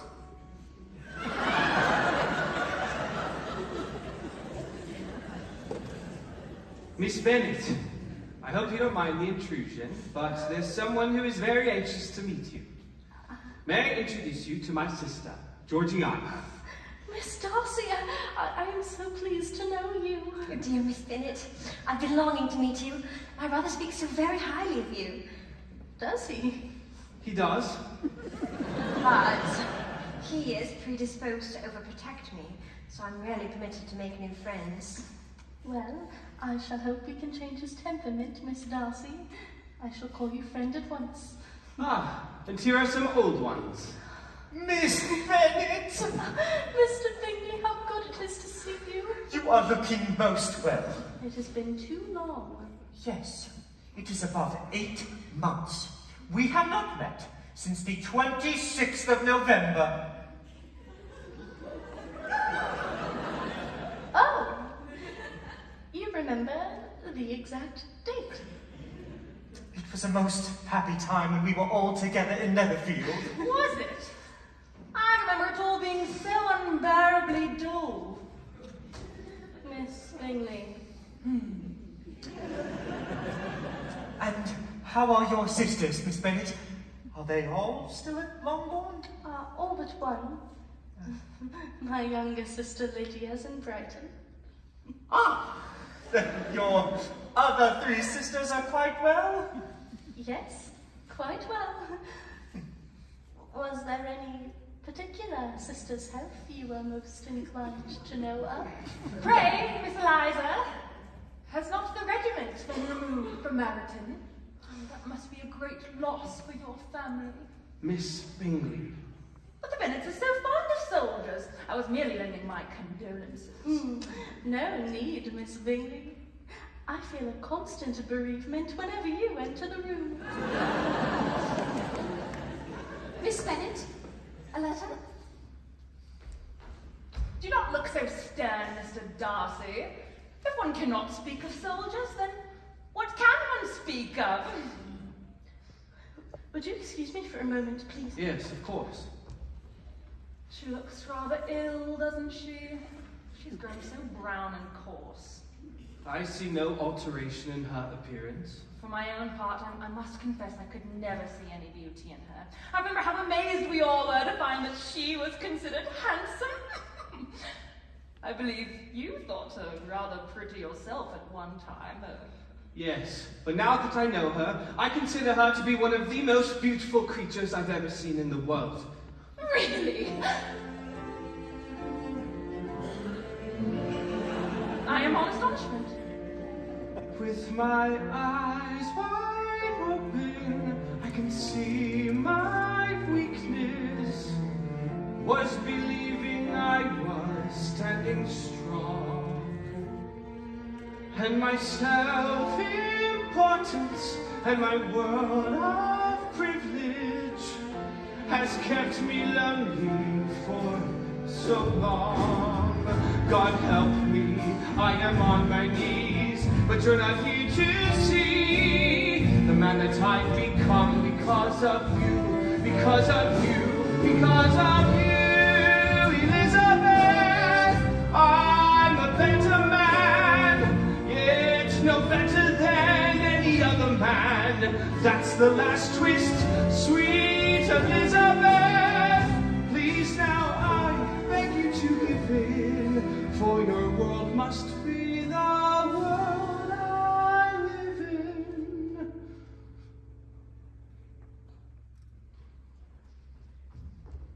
Miss Bennet, is everything all right? Bingley, please escort our sisters out. We have overstayed our welcome. Oh, yes, of course. Indeed. I have no wish to come here in the first place. Miss Bennet, you do not look well. I beg your forgiveness, sir, but I must leave you on business that cannot be delayed. Good God, what is the matter? I'm afraid I have not an instant to lose. I won't detain you a minute, but please tell me what is wrong. Are you ill? I am not ill, but I've just received a letter from Jane with dreadful news. My younger sister, Lydia, has thrown herself into the power of Mr. Wickham. They have gone off together from Brighton. She is convinced he will marry her, but she has no money and no connections. You know him too well to doubt his true intentions. I am grieved indeed, but is it absolutely certain? Yes, they left Brighton together Sunday night and were traced to London. And what has been done to recover her? My father has gone to London, and my sister Jane has written to my uncle to beg for his assistance. Of course, our family will be quite ruined. Miss Bennet, I fear you have been long desiring my absence. I sincerely wish there was something I could say or do that could bring relief to your distress. Yes, well, please be so kind as to apologize for me to Miss Darcy. Please conceal the unhappy truth for as long as possible. I will indeed. And I wish for a happier conclusion that there is present reason to hope.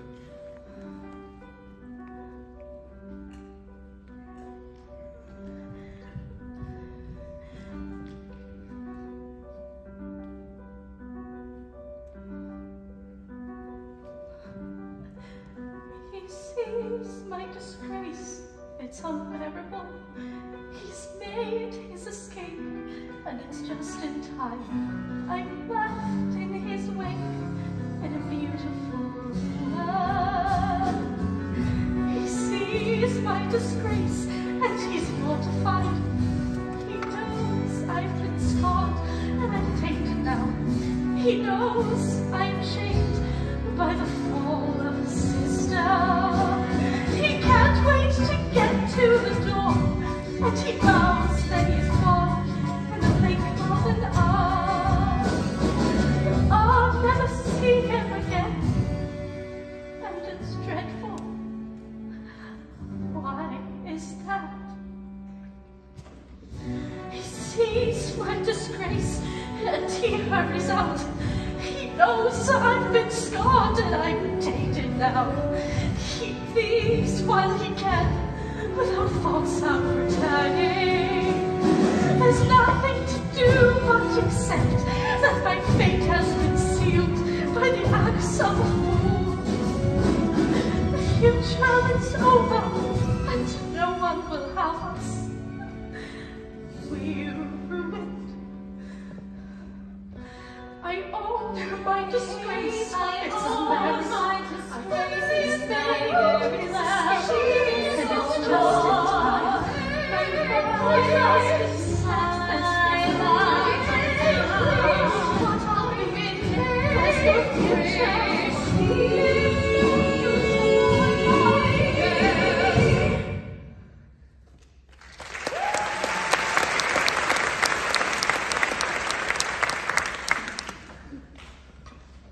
Longbourn, the Bennet's country house.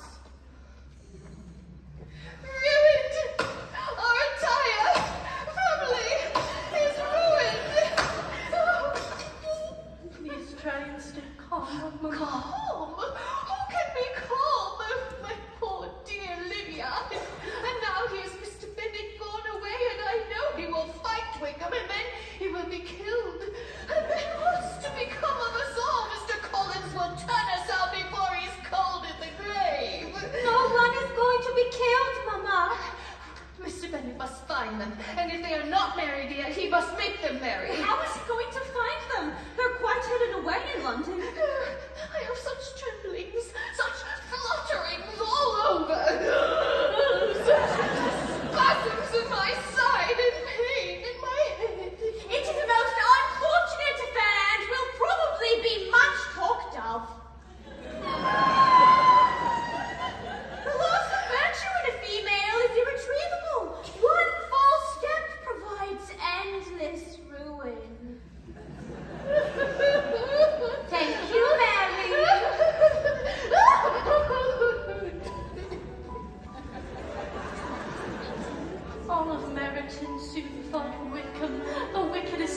man in all the world, who only months before had been seen as almost an angel of light.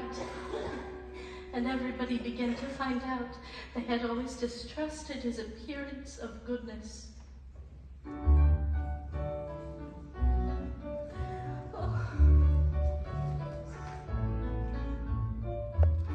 Dear cousin, how unhappy you must be. I feel myself called upon to console you on the grievous affliction you are now suffering under.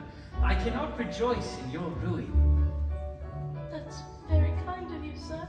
The death of your sister would have been a blessing in comparison to this. Sir? You are to be pitied. I am not alone in my opinion. I am joined by Mrs. Collins, but likewise by Lady Catherine and her daughter, to whom I have related the entire affair. How very lucky that we have you to relay the news of our misfortune to both close acquaintances and virtuous strangers. It is the least I can do.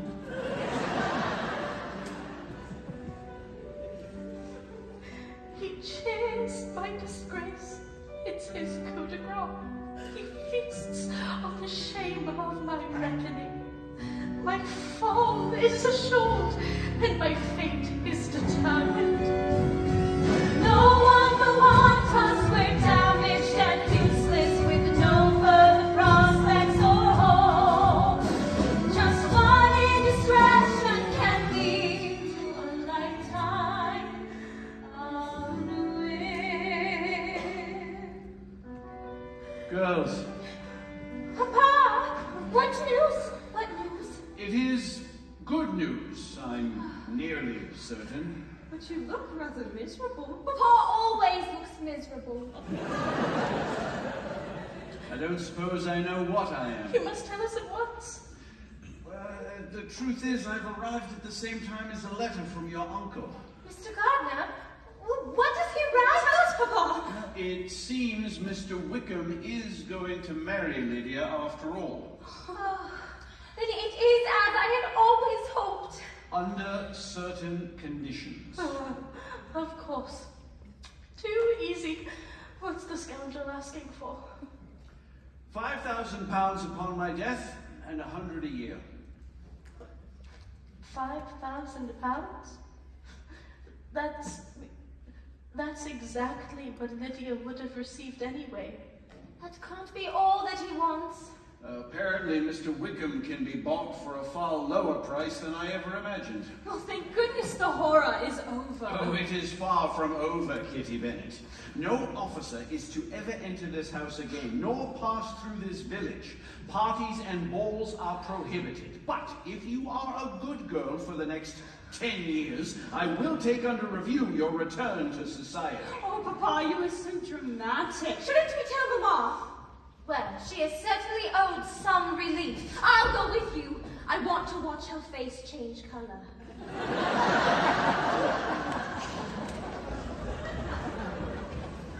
Dear Papa. I admit, I am much relieved, especially for your sake, Lizzie.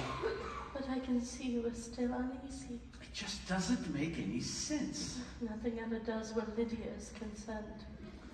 £5,000 to marry Lydia. I think your uncle has had some influence over Mr. Wickham. Do you think he gave him money? Yes. And now the only two things I want very much to know are how much money your uncle laid down to bring this marriage about, and the other, how am I ever to repay him?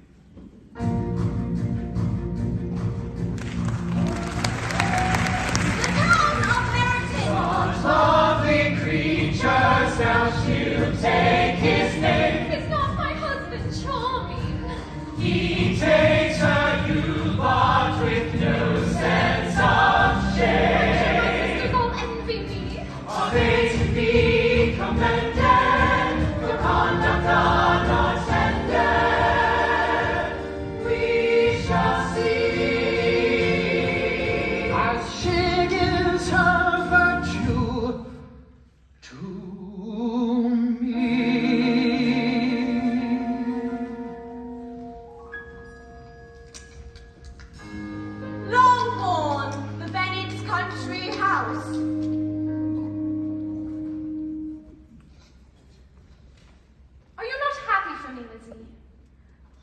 Certainly.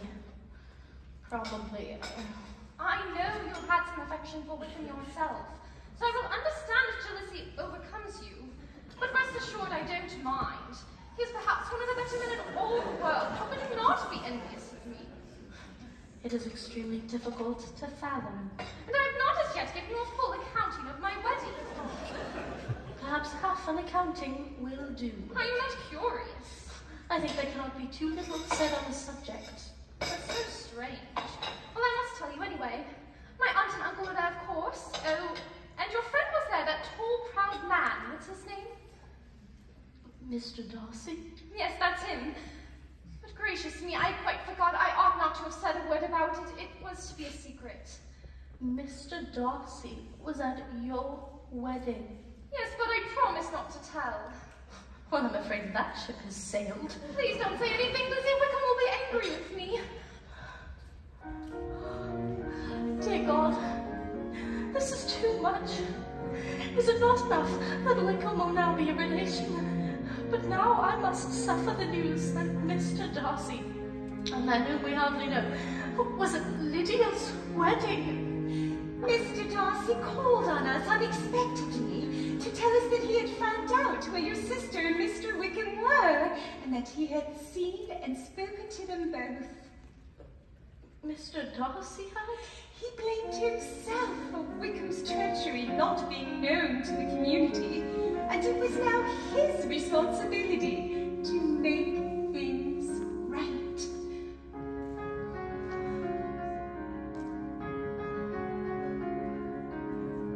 When did he get so congenial, so chivalrous and kind? When did his care and grace become essential? It was an act of pure benevolence, a deed that's fair and just, yet he kept his actions confidential. What kind of man is so noble? What kind of man would do so much to help us? What kind of man is so selfless that he didn't want to know we're free because of him and him alone? Dear Mr. Darcy, did I have you wrong? Were you thoughtful all along? Is that the irony? Dear Mr. Darcy, have I been to blame for tarnishing your name so carelessly? Your restitute remains unsurpassed.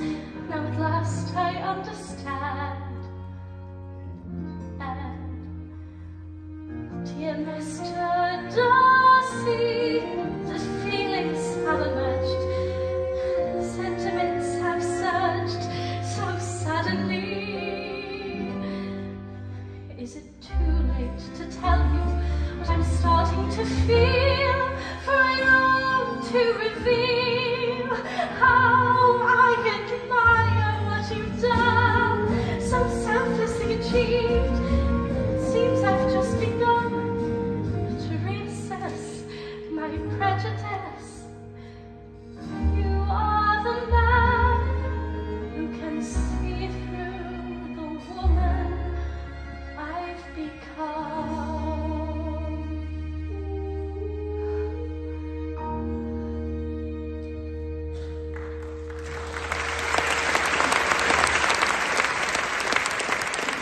I hope I'm not interrupting your solitary musings, my dear sister. Mr. Wickham, unbelievable. I merely wanted to say that we were always friends, and I trust that we can remain so. As you are now my brother, it would appear I have very little choice in the matter. Dear, do not tell me it is as difficult as that to find affection for me. Actually, I find the task oppressively challenging. My dear Lydia, when shall we meet again? Oh, Lord, I don't know. Not these 2 or 3 years, perhaps. Oh, write to me very often, dear. As often as I can, but as you know, married women never have much time for writing. No, She'll be too busy being miserable while her husband's off philandering and spending what's left of the income he received for marrying her. But they were enough gone and forgotten when news arrived of Mr. Bingley's return to Netherfield. And yet, my family insisted the event was unimportant and had nothing whatsoever to do with their future happiness in any way. I am through with that man forever. What is he to us? He means nothing. Even my sister Jane feigned disinterest. Lizzie, you cannot believe the news affects me. Happy I shall be when his stay at Netherfield is over. And yet, when the day came of Mr. Bingley's arrival to Longbourn, my family's disinterest was suddenly replaced with pandemonium. He's here! He's here! Who's here? Mr. Bingley, of course.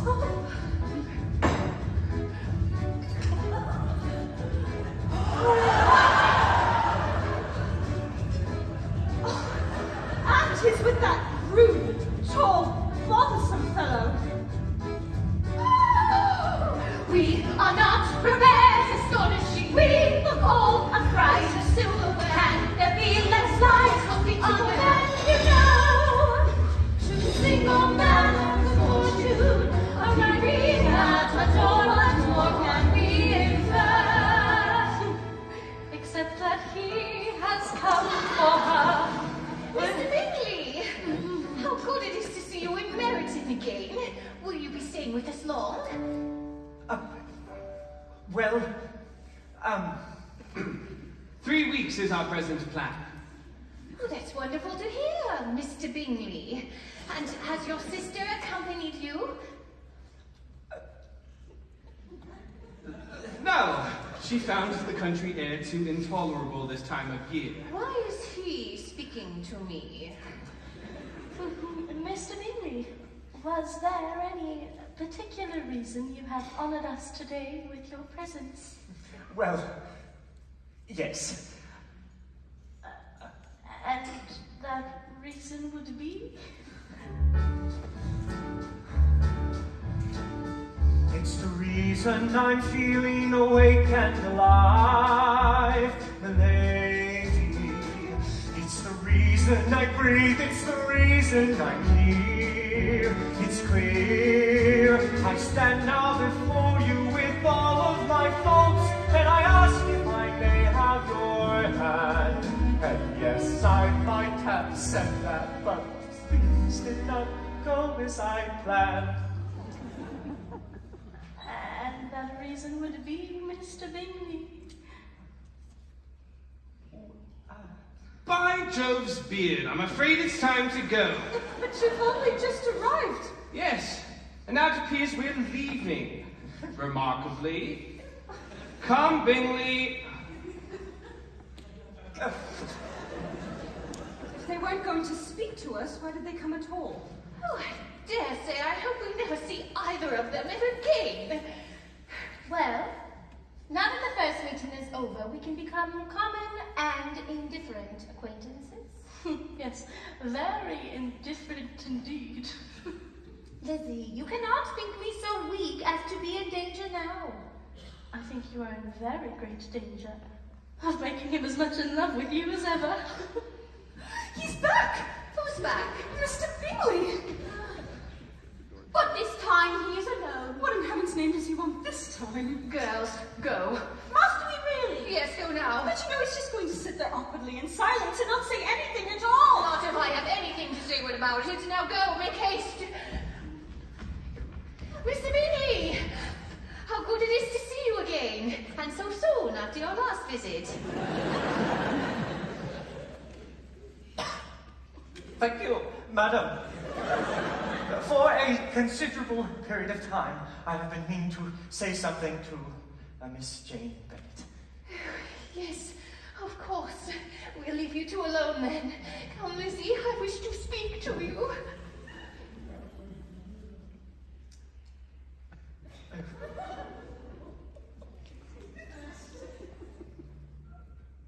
Miss Bennet, Mr. Bingley. for a considerable period of time, I have been meaning to tell you. Yes? That is, since I have known you, I have... Yes? Dear Miss Bennett, when I look at you, I cannot speak. I cannot say. Oh, just say it, Mr. Bingley! I love you. Mr. Bingley! I love you. You... I love you, Jane, with all of my might. I love you, Jane, as much as I have ever loved a creature in my life. Marry me and say you'll be my wife. Sir, I love you, Jane, the world should know. I'll shout it from the rooftops from a mountain, Jane, the gods of love rejoice. For through your soul at last I found my voice. I could never say to you what I really felt and believed I could not convey to you, but holding back now is no longer a choice. I love you, Jane, with all my heart. At last I say these words out loud, and I want more than all the world to know. Now we've said much more than just hello.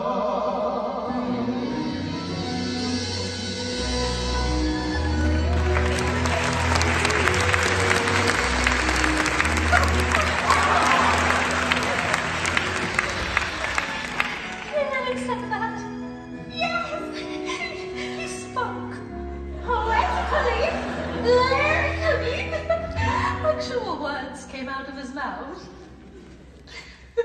He loves me, Lizzie, I can't breathe. He loves me, Lizzie, and he means to marry me. I'm dreaming, is this real?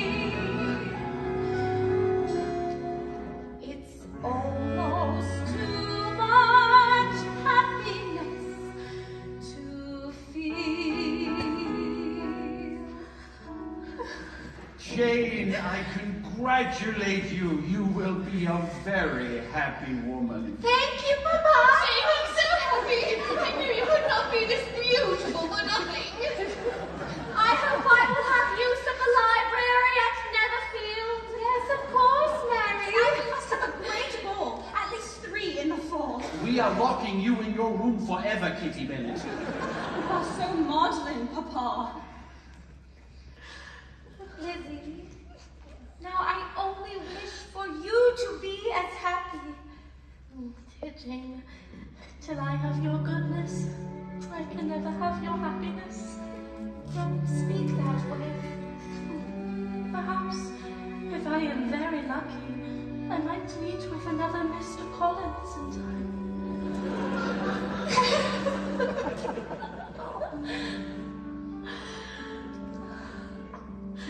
Our family was speedily pronounced to be the luckiest family in all the world, who just weeks before had been generally proved to be marked out for misfortune. Now that I was no longer ruined, I wonder what I might do with my life. There's a great carriage coming up the drive. Who is it? We don't know anyone with a carriage quite so grand. Oh dear, it can't be, could it? Lady Catherine de Bourgh has come to Longbourn. Oh, this can't be good. Miss Bennett, this woman, I suppose, is your mother. Indeed it is. Welcome, Lady Catherine. Miss Bennett, may we have a moment? I wish to speak to you. Certainly. Alone.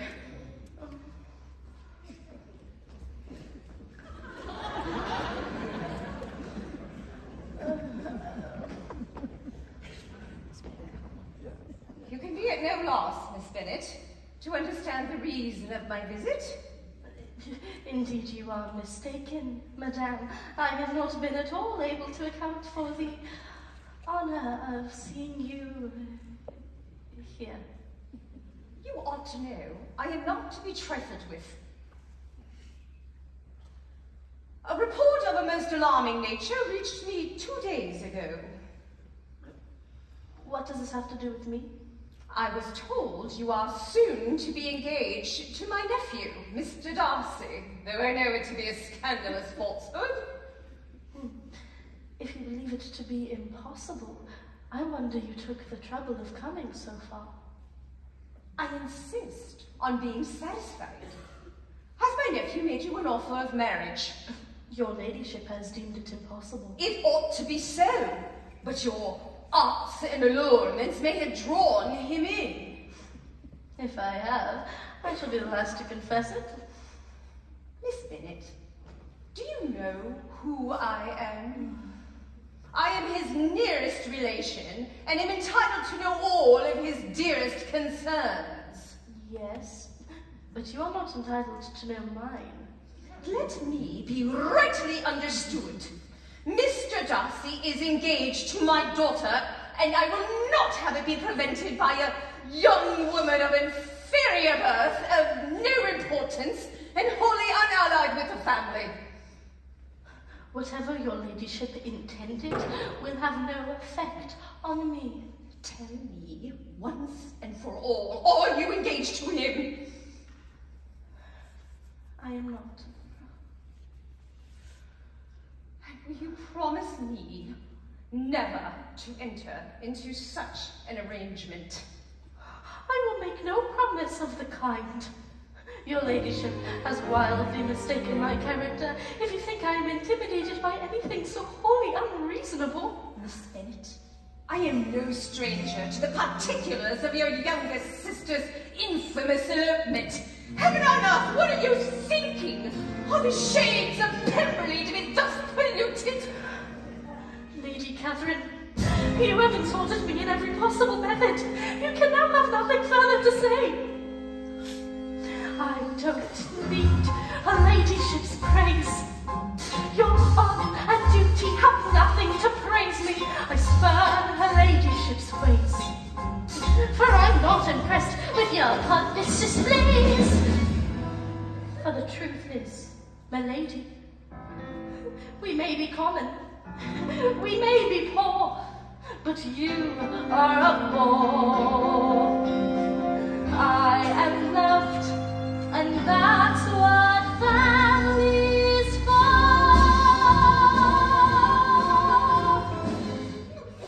I am most seriously displeased.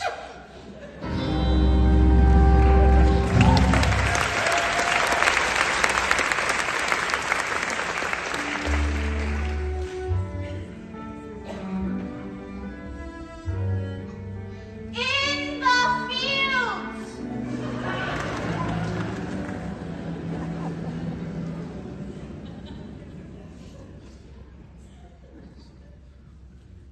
Miss Bennet, how good it is to see you again.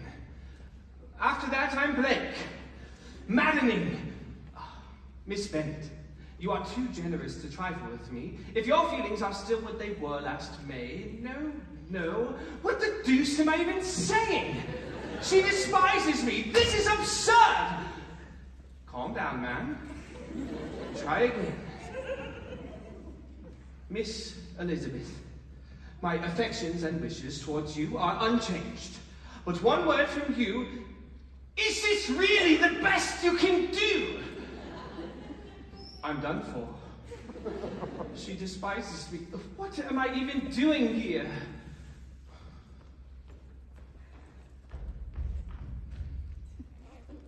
Mr. Darcy?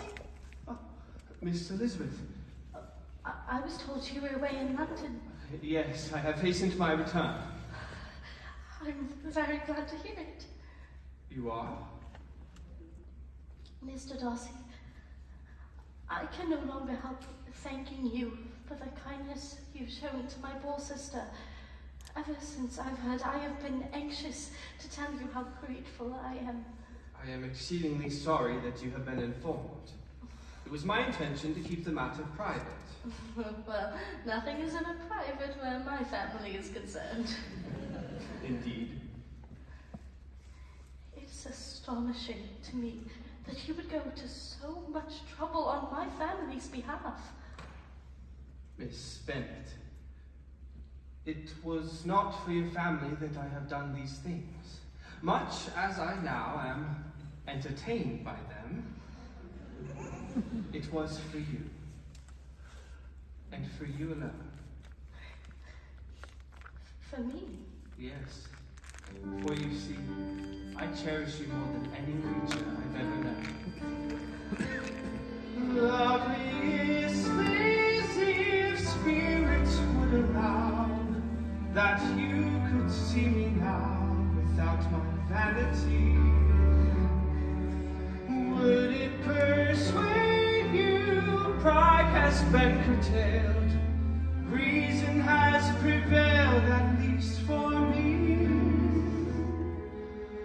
Things were said, mistakes were made, but I swear to you I vow now. Loveliest Lizzie, all my heart is yours.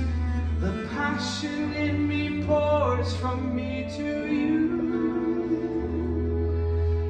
But one word from you will silence me on the subject forever. So please, Miss Bennet, if you still despise me, tell me so at once. Dear Mr. Darcy, the sentiments evolve, the differences dissolve, eventually.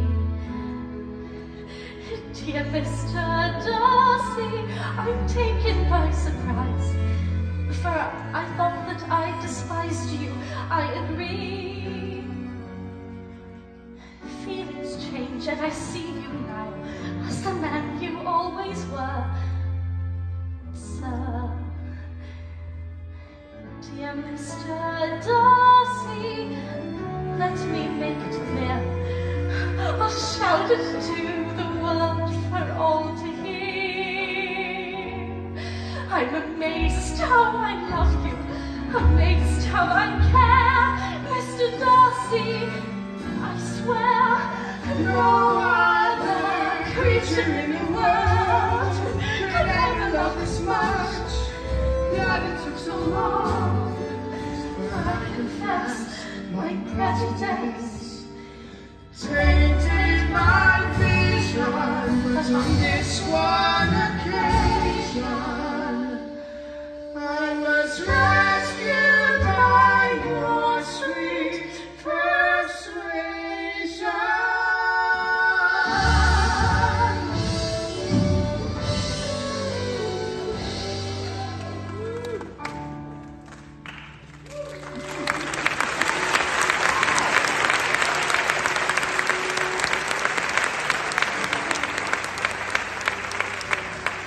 You are joking, Lizzie! It cannot be! I know it to be impossible! If you do not believe it, who will? I thought you hated him. Perhaps I did not always love him as I do now. It came on so gradually, I hardly know where it began. But Are you certain you feel as you ought to? more than I ought to. Oh, Lizzie!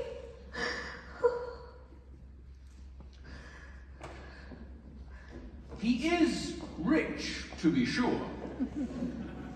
Have you any objection other than his being rich and your belief in my indifference? We all know him to be a proud, unpleasant sort of fellow, but all of this would be nothing if you really liked him. I do like him. I love him. Well, my dear, if that be the case, he deserves you. I confess I could not have parted with you, my Lizzie, to anyone less worthy. Thank you, Papa.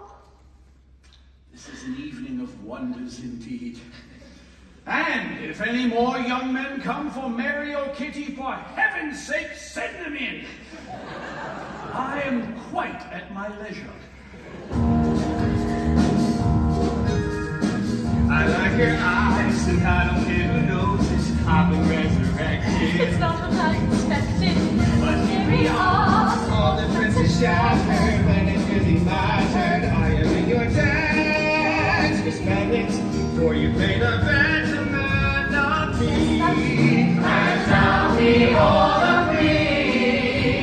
You've taken God's revival out of me. Of course I have.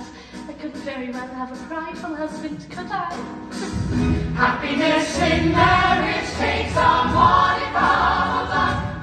You're either happy or you're tragic. But either way, you're stuck. Be careful what you wish for, you might get it in the end.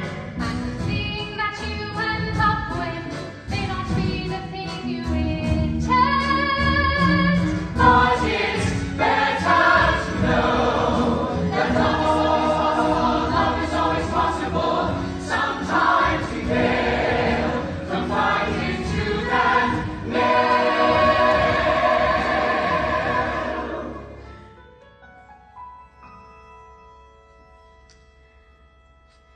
It is a truth universally acknowledged that a single man in possession of a large fortune must be in want of a wife. Well, I suppose it is possible. But